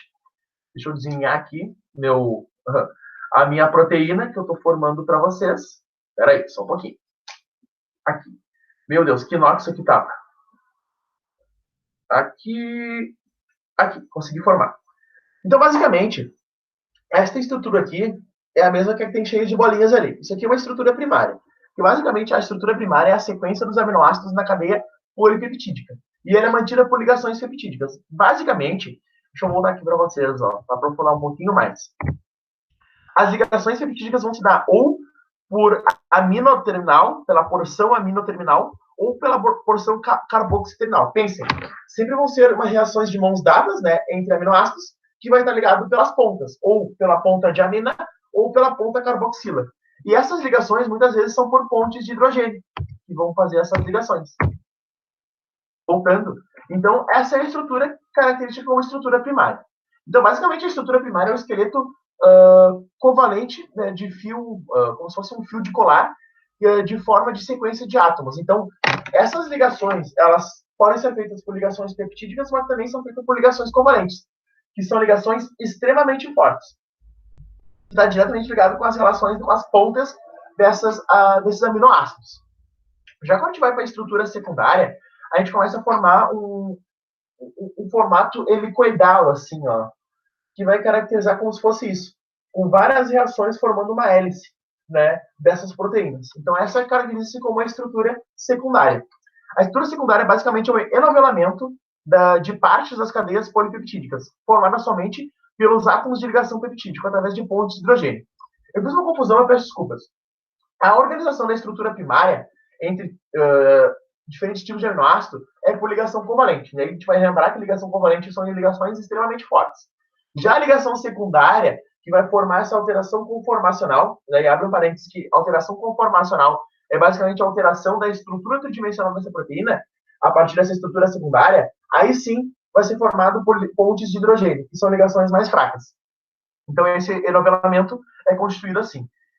E, basicamente, ela é formada por pontes de hidrogênio, e os exemplos mais clássicos são as alfa-hélices e folhas beta. Isso aqui é um detalhe muito mais, quando a gente aprofundar, e se um dia eu vier a falar sobre proteínas especificamente, sobre como que se caracteriza a estrutura de uma alfa-hélice ou folha beta. Quem for no Instagram, eu tenho uma videoaula de quadro falando sobre como se consolida uma estrutura das proteínas da primária à quaternária. Então, fica o convite. Já a estrutura terciária, basicamente, é um enovelamento de uma cadeia polipeptídica como um todo. Pense assim, aqui na estrutura secundária, né? A terciária vai proporcionar um grau de enovelamento que perde aquela característica de hélices, né? Ou de helicoidal, né? Aquela ideia redondinha, bonitinha, né? E começa a tornar-se mais complexo. Agora eu lembrei por que estava tão enovelado, porque eu dei uma outra aula sobre isso. E eu fiz isso aqui, ó. Eu fiz esse complexo aqui, chamado de estrutura terciária. A estrutura terciária, então, é esse enovelamento de cadeias polipeptídicas como um todo, e ela ocorre por ligações entre os átomos dos radicais, né? Ou pela porção aminoterminal ou pela porção carboxiterminal, né? Para formar essa estrutura terciária. Uma outra coisa importante, principalmente pela fisiologia das proteínas, né? Com todas as relações que as proteínas têm com o nosso corpo, a gente não vai entrar em detalhes sobre isso, mas sempre quando nós tivermos a estrutura terciária, é o que vai dar a funcionalidade para essa proteína, ou seja, vai dar o poder que essa proteína vai ter de diferentes tipos de funções no nosso corpo. Já a estrutura quaternária é um agregado de proteínas terciárias, que vão se juntar, né, e vão formar essa grande associação. Né? Então, são associações de mais de uma cadeia polipeptídica no modelo de um tetrâmero, composto por 4 cadeias polipeptídicas. Então, são várias reações polipeptídicas. Esse é um exemplo da molécula de hemoglobina. Então, olha que bacana. Né? Então, aqui nós temos aqui uma estrutura terciária, aqui outra estrutura terciária, aqui outra terciária e outra terciária. E tudo isso caracteriza-se como uma estrutura quaternária. Então, olha como a coisa é. E como que é tão grande uma molécula de hemoglobina por todas as funções fisiológicas que ela tem. Pois bem, da mesma forma que nós temos a formação, nós temos essa forma de desestruturar essa proteína, que basicamente é chamada de desnaturação proteica. E ela ocorre, basicamente, por alteração da estrutura tridimensional da proteína. Né? Então, dessa forma, a proteína perde a sua funcionalidade. Então, vamos supor, nós temos aqui uma proteína terciária, né? Então, ela está com esse agregado, esse complexo, né, proteico de aminoácidos por ligações, principalmente por pontos de hidrogênio. E quando nós temos alguma alteração, principalmente por temperatura ou pH, aí vale destacar alguns exemplos. Eu não sei quem chegou a esse estado de febre, mas quem já chegou a 39, 40 graus de febre, muitas vezes as pessoas ficam delirando, né? Tem sonhos, alucinações. Por quê? Porque nós começamos a ter desnaturações proteicas no nosso cérebro. Olha que interessante. Né? Olha como as coisas são. Da mesma forma no pH. Quando nós temos alteração do pH, então vamos de novo, relembrar pH. pH ele é um valor normativo do meio aquoso que vai caracterizar-se ou como muito ácido, né, de 1 a mais ou menos 4, ou como básico, que é bem na outra ponta, né, o potencial ácido-base, ou alcalino, que é aquele valor que nós temos no nosso corpo de referência, que é 7,4, que é levemente alcalino. E quando nós temos uma alteração abrupta, a proteína perde a sua estrutura. Né? Então, pelo próprio processo de metabolização dessas proteínas a partir da nossa alimentação, para a gente começar a quebrar essas proteínas e diminuir e fracionar em menores unidades para fazer a síntese proteica lá no nosso núcleo celular, as proteínas são quebradas. Então, basicamente, o que acontece? Nós temos a estrutura tridimensional, nós temos a quebra dessas pontes de hidrogênio, e nós começamos a formar a estrutura primária. Ela volta para a sua estrutura primária. E qual é a principal função nisso? Ela perde a sua funcionalidade fisiológica. Então, isso está diretamente relacionado com a fisiologia. Né? Então, olha como as coisas são interessantes. Bom, aqui está um pouco das principais funções que as proteínas têm. Por isso que não tem como entrar em cada detalhe, porque as proteínas têm muitas funções relacionadas com a fisiologia do nosso corpo. Inclusive, algumas a gente já discutiu. Então, vamos uma por uma. Quando a gente fala da função respiratória, basicamente é aquele baita complexo que eu mostrei para vocês de estrutura quaternária, que é chamado de hemoglobina, ou quando ela está... Então, o que difere basicamente, ou ela está no sangue, que é hemo, ou ela está no músculo, que é mil, né? Mas é aquela molécula que vai ter o transporte de oxigênio e nutrientes. Nós temos também as funções de carreadora, que eu mostrei para vocês já naquele exemplo da captação da glicose pelo tecido, né? Então, ela se agrega à membrana plasmática e tem essa função de transportar estruturas maiores. Ela tem função imunológica, principalmente com os anticorpos e também com as imunoglobulinas. Quando eu falei para vocês das citocinas, né, imunoglobulinas que basicamente têm a função de pigmentações em agentes patógenos que não são do nosso corpo normalmente, as proteínas têm grande função, né, nessa ideia imunológica. Também tem função contrátil. E quando nós estudarmos o sistema músculo-esquelético, principalmente a actinimiosina, que tem a capacidade de gerar o movimento do nosso corpo a partir da contração muscular. Né? É interessante falar, e caberia uma aula especialmente sobre isso, que é de citoesqueleto. Né? Quando a gente pensa na estrutura das nossas células, né, o que dá a estrutura das células são as proteínas. né? Então, digamos, o esqueleto das células são as proteínas, que é chamado de citoesqueleto.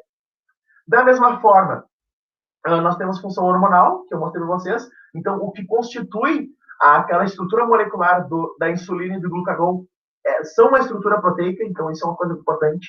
E aqui sim, aqui é uma coisa que nós vamos discutir, que cabe aqui, que é a questão de função enzimática, que está diretamente relacionado com o nosso metabolismo. E, por fim, ela tem função estrutural, né? Tanto pelo colágeno quanto pela elastina. Eu peço desculpas ao longo dos slides, alguns erros de português, tá? Mas foi pela digitação mesmo. E, enfim. Então, o colágeno, basicamente, é a proteína com maior abundância no nosso corpo. O colágeno está presente nas principais estruturas esqueléticas da pele, dos nossos, deixa eu lembrar, dos nossos ligamentos, das células dos nossos condrócitos, quando a gente fala principalmente nessa ideia de amortecimento que nós temos, né? Enfim, outras funções em vários tecidos do nosso corpo. A elastina também, né? Essa ideia de elástico, realmente, a proteína tem essa função elástica e estrutural, né? De voltar ao normal. Então, a elastina é extremamente importante. Mas eu quero discutir alguma coisa mais sobre proteínas, né? Especialmente sobre as enzimas. Então, as enzimas, eu acho muito importante discutir porque elas encaixam-se principalmente com a ideia do metabolismo, né? Então, a gente vai entrar em mais detalhes agora. Então, as enzimas basicamente são um grupo de substâncias orgânicas de natureza proteica com atividade intra ou extracelular, que tem funções catalisadoras, que foi o que eu falei antes, né? Basicamente, elas conseguem diminuir a energia de ativação necessária para que se dê uma reação química, resultando no aumento da velocidade da reação e possibilitando o metabolismo dos seres vivos. Então, pensem assim, tudo que nós temos de micro no nosso corpo é baseado a partir da ou reserva ou utilização de energia. E para tudo isso acontecer, desde a nossa alimentação, desde a passagem pelo trato gastrointestinal, da digestão e absorção, até chegar nos tecidos, isso precisa de várias reações químicas, né? E elas são mediadas por enzimas. Então, as enzimas que possibilitam que essas reações aconteçam. Então, olha como a coisa é tão complexa e as proteínas têm extrema importância. E aqui está, digamos na bioquímica, vou ser bem sincero, eu caracterizo isso como uma das principais conceitos da bioquímica. E um dos mais difíceis também. Né? Eu tentei trazer de uma forma bem didática para a gente só entender a coisa. Né? Então, basicamente, quando a gente pensa numa função de uma enzima, basicamente a enzima ela vai ter a sua estrutura, né? Imagina como uma estrutura conformacional, com diferentes ligações, sendo uma proteína, e ali ela vai servir como uma aceleração da reação. Então, algo bem fácil de lembrar é pelo modelo chave-fechadura. Basicamente, nós vamos ter os substratos, seja qualquer molécula aqui, qualquer macromolécula, que vai entrar e vai se ligar e agregar a essa enzima. Basicamente, esse lugar que ela vai se agregar é chamado de sítio de ligação. Né? Então, é o centro ativo, que vai ter essa capacidade de ligação. E vai formar um substrato entrando a partir desse centro ativo. Quando se liga, forma-se um complexo chamado de enzima-substrato, ou seja, aquelas moléculas que estão fazendo a reação e a enzima. Né? E basicamente a enzima ela vai alterar ligeiramente a estrutura, né? Tanto a forma e a medida que esse substrato vai estar se ligando. Então, basicamente, ela vai alterar as ligações entre esses dois compostos. Né? E alterando isso, vai formar um complexo enzima-produto. Então, nós vamos ter o reagente, né? E depois a gente vai formar um produto, complexo enzima-produto. Depois, a enzima vai liberar esses produtos e vai formar novos produtos a partir daqueles que entraram inicialmente. Isso é muito, muito visto, especialmente nas reações de quebra, né? As reações de Lise, seja a lipólise, seja a proteólise e seja a glicólise, né? Que são as reações de quebra de glicose, de carboidrato e de gorduras, de proteínas, na verdade, carboidrato, glicose é carboidrato, né? De gorduras e proteínas. Né? E aqui está uma outra forma de elucidar para vocês como que é uma reação e o tempo que ela demora não sendo catalisada e o tempo que é otimizado com essa catalisação. Né? E aqui está uma variação de energia inicial e final. Né? Então, esse é o caminho da reação. Para vocês terem uma ideia, esse gráfico está diretamente relacionado com uma equação chamada de equação de Michaelis-Menten. Gente, entrando nisso, você não tem ideia o quão aprofundado é.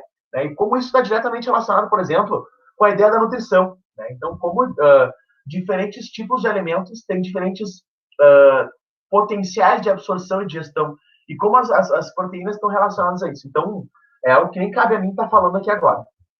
E aqui dá um exemplo para ilustrar para vocês uma reação de piruvato para lactato mediado por uma enzima, chamado de lactato desidrogenase. Um outro detalhe de nomenclatura das enzimas, toda enzima termina com ase, com sufixo ase. Então, esse é um outro detalhe, tá? E aqui, isso é uma proteína que vai estar basicamente acelerando essa reação. Essa reação é legal também, que é uma reação de oxirredução, ou seja, vai ter um processo de doação de elétrons, informação de outro produto. Então, olha como as coisas estão relacionadas. Bom, entendendo, discutindo e falando sobre as principais macromoléculas, a sua estrutura química, as suas funções fisiológicas, vamos entender agora um pouco de como que isso é organizado para os diferentes tecidos. Então, agora a gente sai um pouco da ideia mais convencional da bioquímica e relaciona isso mais com o metabolismo. E principalmente com as relações entre os tecidos, né? Então, vamos entender um pouco mais sobre isso. Bom, quando a gente fala dos tecidos no geral, a gente sempre vai pensar ou estando em estado alimentado ou estando em jejum. Então, o nosso trato gastrointestinal em estado alimentado é o responsável pelo processo de digestão e absorção, de todas essas macromoléculas que nós discutimos agora. Já o nosso sistema circulatório, ele é responsável por transportar os nutrientes para os diferentes tecidos para que eles possam utilizá-los como fonte energética ou estocá-los. Então, tudo aquilo que eu discuti para vocês, né, as hemácias, as hemoglobinas, os glóbulos vermelhos, glóbulos brancos, o colesterol, tudo aquilo que está envolvido no sangue tem essas grandes funções de transporte. Já no pâncreas, e foi algo que a gente já discutiu também, no processo de digestão ele vai secretar compostos importantes para o processo de digestão no trato gastrointestinal, principalmente de enzimas que vão fazer quebras dessas macromoléculas, tanto proteínas, né, e, na verdade ele vai secretar proteínas, que são enzimas, que vão quebrar tanto carboidratos, quanto proteínas, quanto gorduras.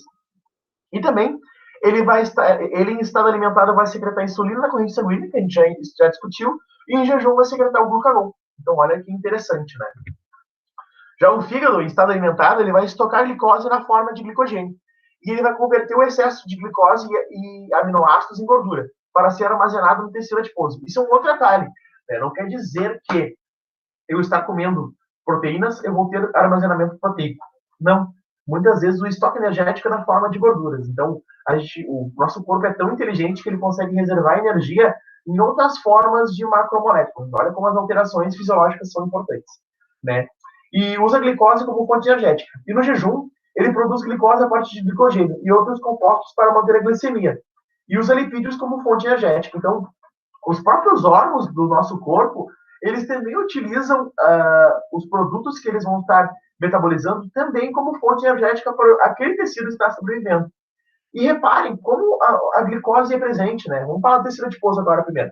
Em estado alimentado, ele vai estocar lipídios, e em jejum e atividade física, ele vai liberar lipídios na corrente sanguínea, né? Para que possam ser usados como fonte energética para outros tecidos. O tecido adiposo também é chamado de órgão. Na verdade, todos os órgãos que a gente está falando aqui são órgãos endócrinos. E, além disso, o tecido adiposo vai liberar outras substâncias para o sistema circulatório que vão estar diretamente relacionados com o controle da fome e saciedade. A gente pode discutir em outro momento. O cérebro vai utilizar preferencialmente glicose como fonte energética. O tecido muscular, em estado alimentado, ele vai estocar glicose em forma de glicogênio. E em repouso, um exercício de baixa intensidade, ele vai utilizar lipídios como fonte energética. E em exercício de alta intensidade, ele vai utilizar glicose como fonte energética, como na corrente sanguínea, e glicogênio próprio. Quando a gente fala de exercício, gente, a alteração do exercício é que falar nisso, eu paro e penso, tipo, é outro mundo, né? Mas eu tenho aulas no meu canal aqui sobre a bioenergética, ou seja, o funcionamento de tudo isso em diferentes condições de exercício. Então, quem quiser está convidado a assistir, mas pelo fato de estar em exercício, altera completamente o funcionamento do nosso corpo, né? Especialmente com uma aceleração de tudo. Mas vale alguns destaques aí de como que eu falei na última aula que a antiga pirâmide alimentar tinha como base muito carboidrato e lá na ponta, lá em cima, né, a gordura. Mas olha como a gordura é importante para várias funções fisiológicas. E principalmente como a glicose é importante, como o carboidrato é importante. Atualmente, o carboidrato anda sendo muito demonizado, sim, né? Principalmente com dietas restritivas, principalmente a low carb, que é tão falada. E olha como isso é ruim, tão restritivo para o nosso corpo, que provoca uma série de reações. E, muitas vezes, o próprio processo de emagrecimento que a pessoa tem acaba não sendo saudável. E muitas vezes a pessoa que emagrece muito rápido, O nosso corpo ele é tão certo que a pessoa consegue readquirir aquele peso, né? Por vários mecanismos. Então, isso é um detalhe importante que vale ficar com mensagem. Pois bem, todos os tecidos do nosso corpo estão relacionados com, dentro de cada tecido vão ter cada célula, né? Na verdade, cada organela. E cada organela vai ter a sua função específica. A gente vai ter uma aula só sobre isso, mas vale destacar que cada uma tem a sua função. Por exemplo, membrana plasmática é a película que envolve a célula e controla a passagem de substâncias. O citoplasma é um material gelatinoso que preenche a célula que contém as organelas. E agora a gente vai começar a falar um pouquinho das organelas do nosso corpo. Por exemplo, a mitocôndria é a organela responsável pela respiração celular, reação que libera energia para pelas atividades celulares. A mitocôndria, a gente vai começar a falar um pouquinho agora, quando discutir um pouco sobre metabolismo. O retículo endoplasmático não granuloso, ele é uma rede de membranas que sintetizam lipídios. Olha aí o processo de metabolismo acontecendo dentro das células, né? Já o retículo endoplasmático granuloso, ele tem uma rede de membranas associadas a ribossomos que sintetizam proteínas. Olha como a coisa é, né? No nosso núcleo, né? O centro de controle, o centro de comando da célula, digamos, é o cérebro da célula, e o núcleo contém o DNA, que controla as funções celulares e é o responsável pelas características hereditárias, né? Todo o nosso código material genético. O complexo Golgi empacota os produtos que vêm dos retículos endoplasmáticos e os libera para fora da célula como forma de secreção celular. Os ribossomos são glândulas que, quando livres no citoplasma, sintetizam proteínas para o uso da célula. Então, as próprias células vão estar utilizando esses produtos no nosso metabolismo. O lisossomo é uma bolsa com enzimas digestivas usadas para digerir substâncias dentro da célula. E os centríolos são 2 cilindros proteicos que controlam a divisão celular e produzem cílios e flagelos. Tudo isso a gente vai discutir com muito detalhe nas próximas aulas.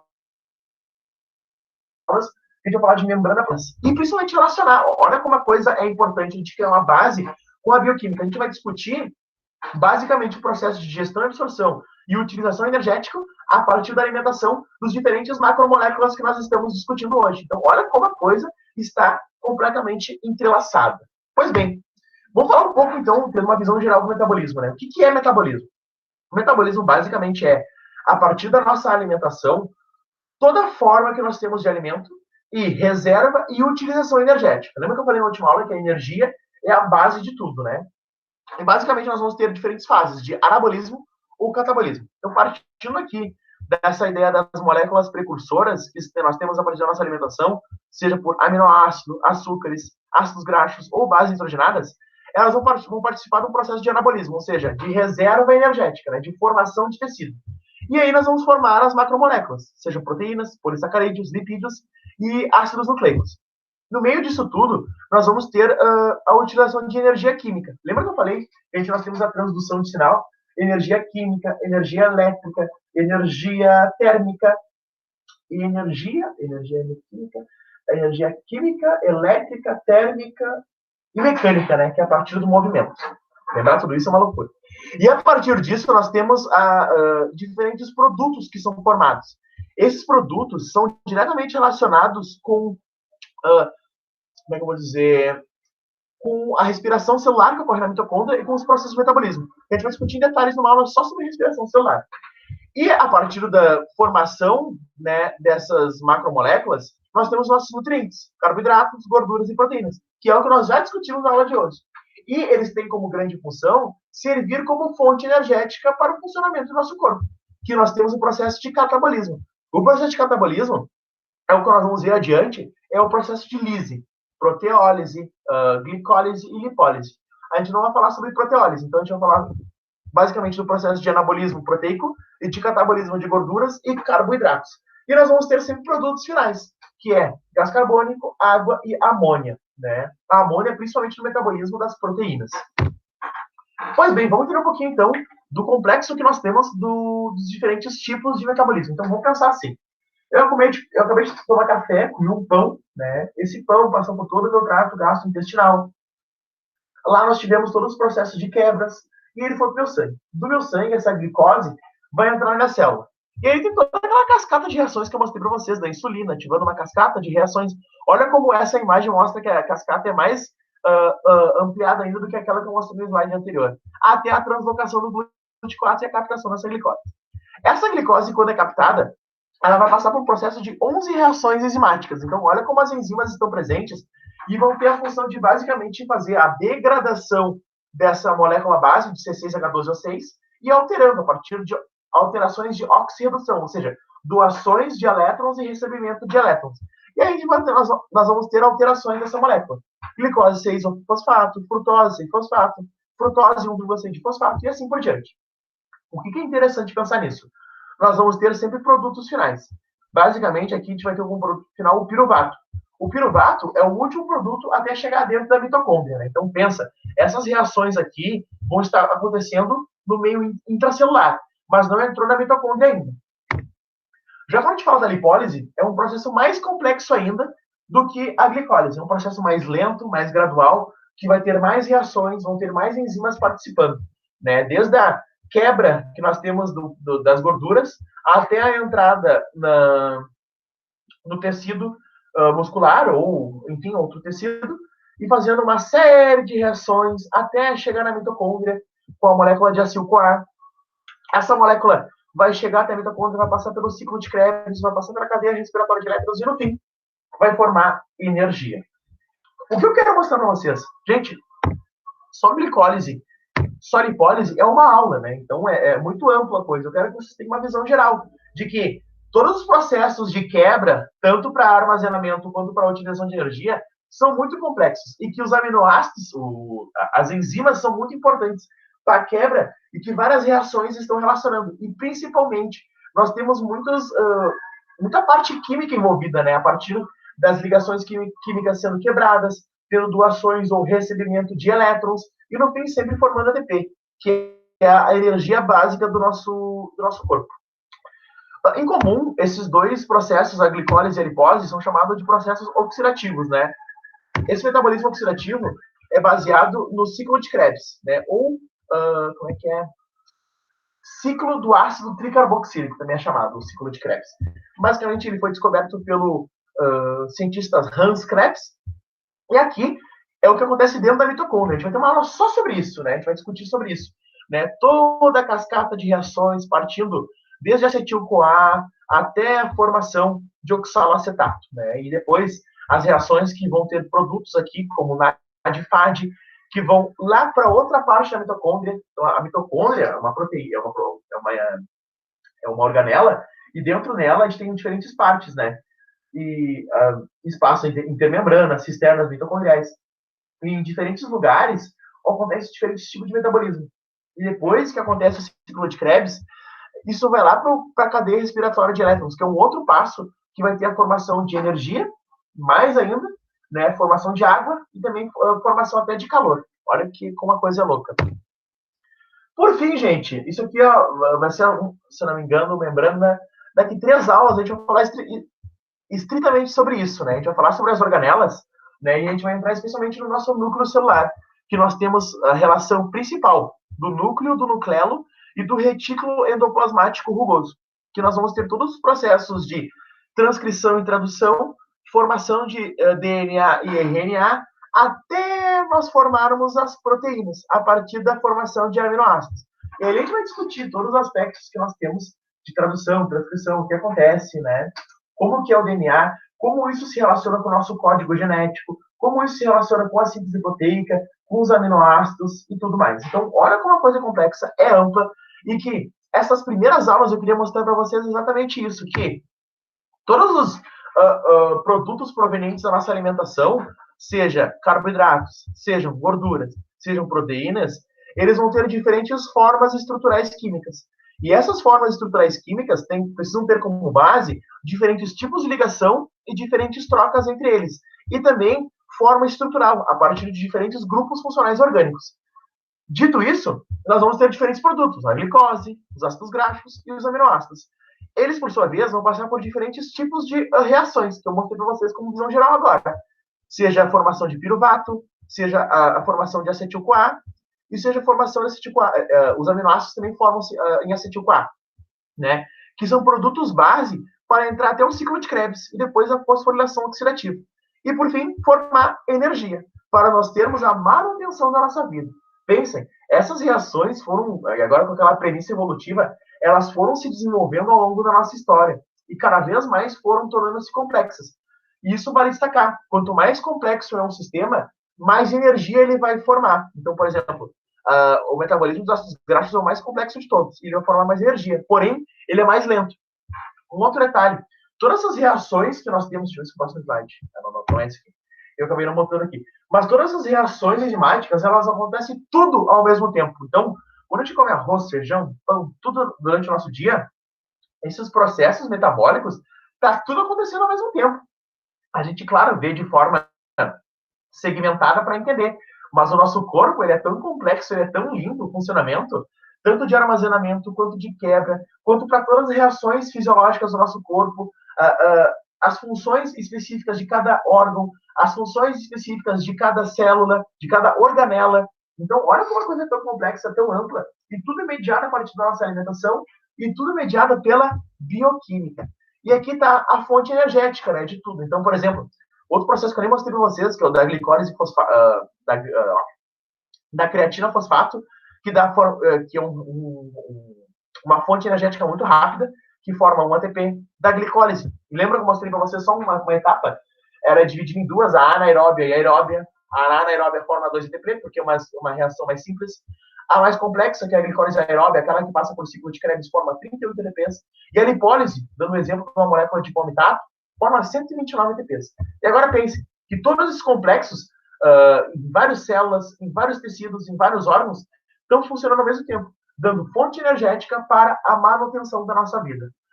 Gente, isso era um pouco sobre a bioquímica, do tão complexo ela é, do tão envolvida que ela é, do tão detalhista que ela é. Mas essa aula serve como uma premissa básica para o entendimento de todas as ciências biológicas e como o nosso corpo funciona tendo como base a química, né? A química da vida, que é a bioquímica. Eu encerro a aula de hoje com o que eu trouxe na última aula, né? Lembra que eu comecei a aula falando que tudo começa lá no Big Bang e que um dia nós fizemos parte da mesma estrela, né? Nós fizemos parte da mesma unidade. E que dessa estrela, dessa unidade, todos os nossos corpos é composto pela mesma coisa. Então, um dia nós somos feitos de poeira estelar. Então, eu agradeço com essa frase, que é muito forte, muito simbólica. E agradeço quem ficou até o fim. Quem gostou, peço que curta, compartilha.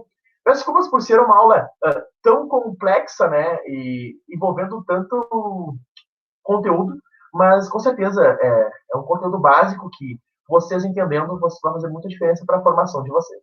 Então, eu agradeço quem ficou até o fim. Quem gostou, curte, compartilha para que mais pessoas possam ver e sigam acompanhando, porque cada vez mais a gente vai ter mais aulas sobre esse grande complexo chamado corpo humano. Valeu, galera. Até a próxima.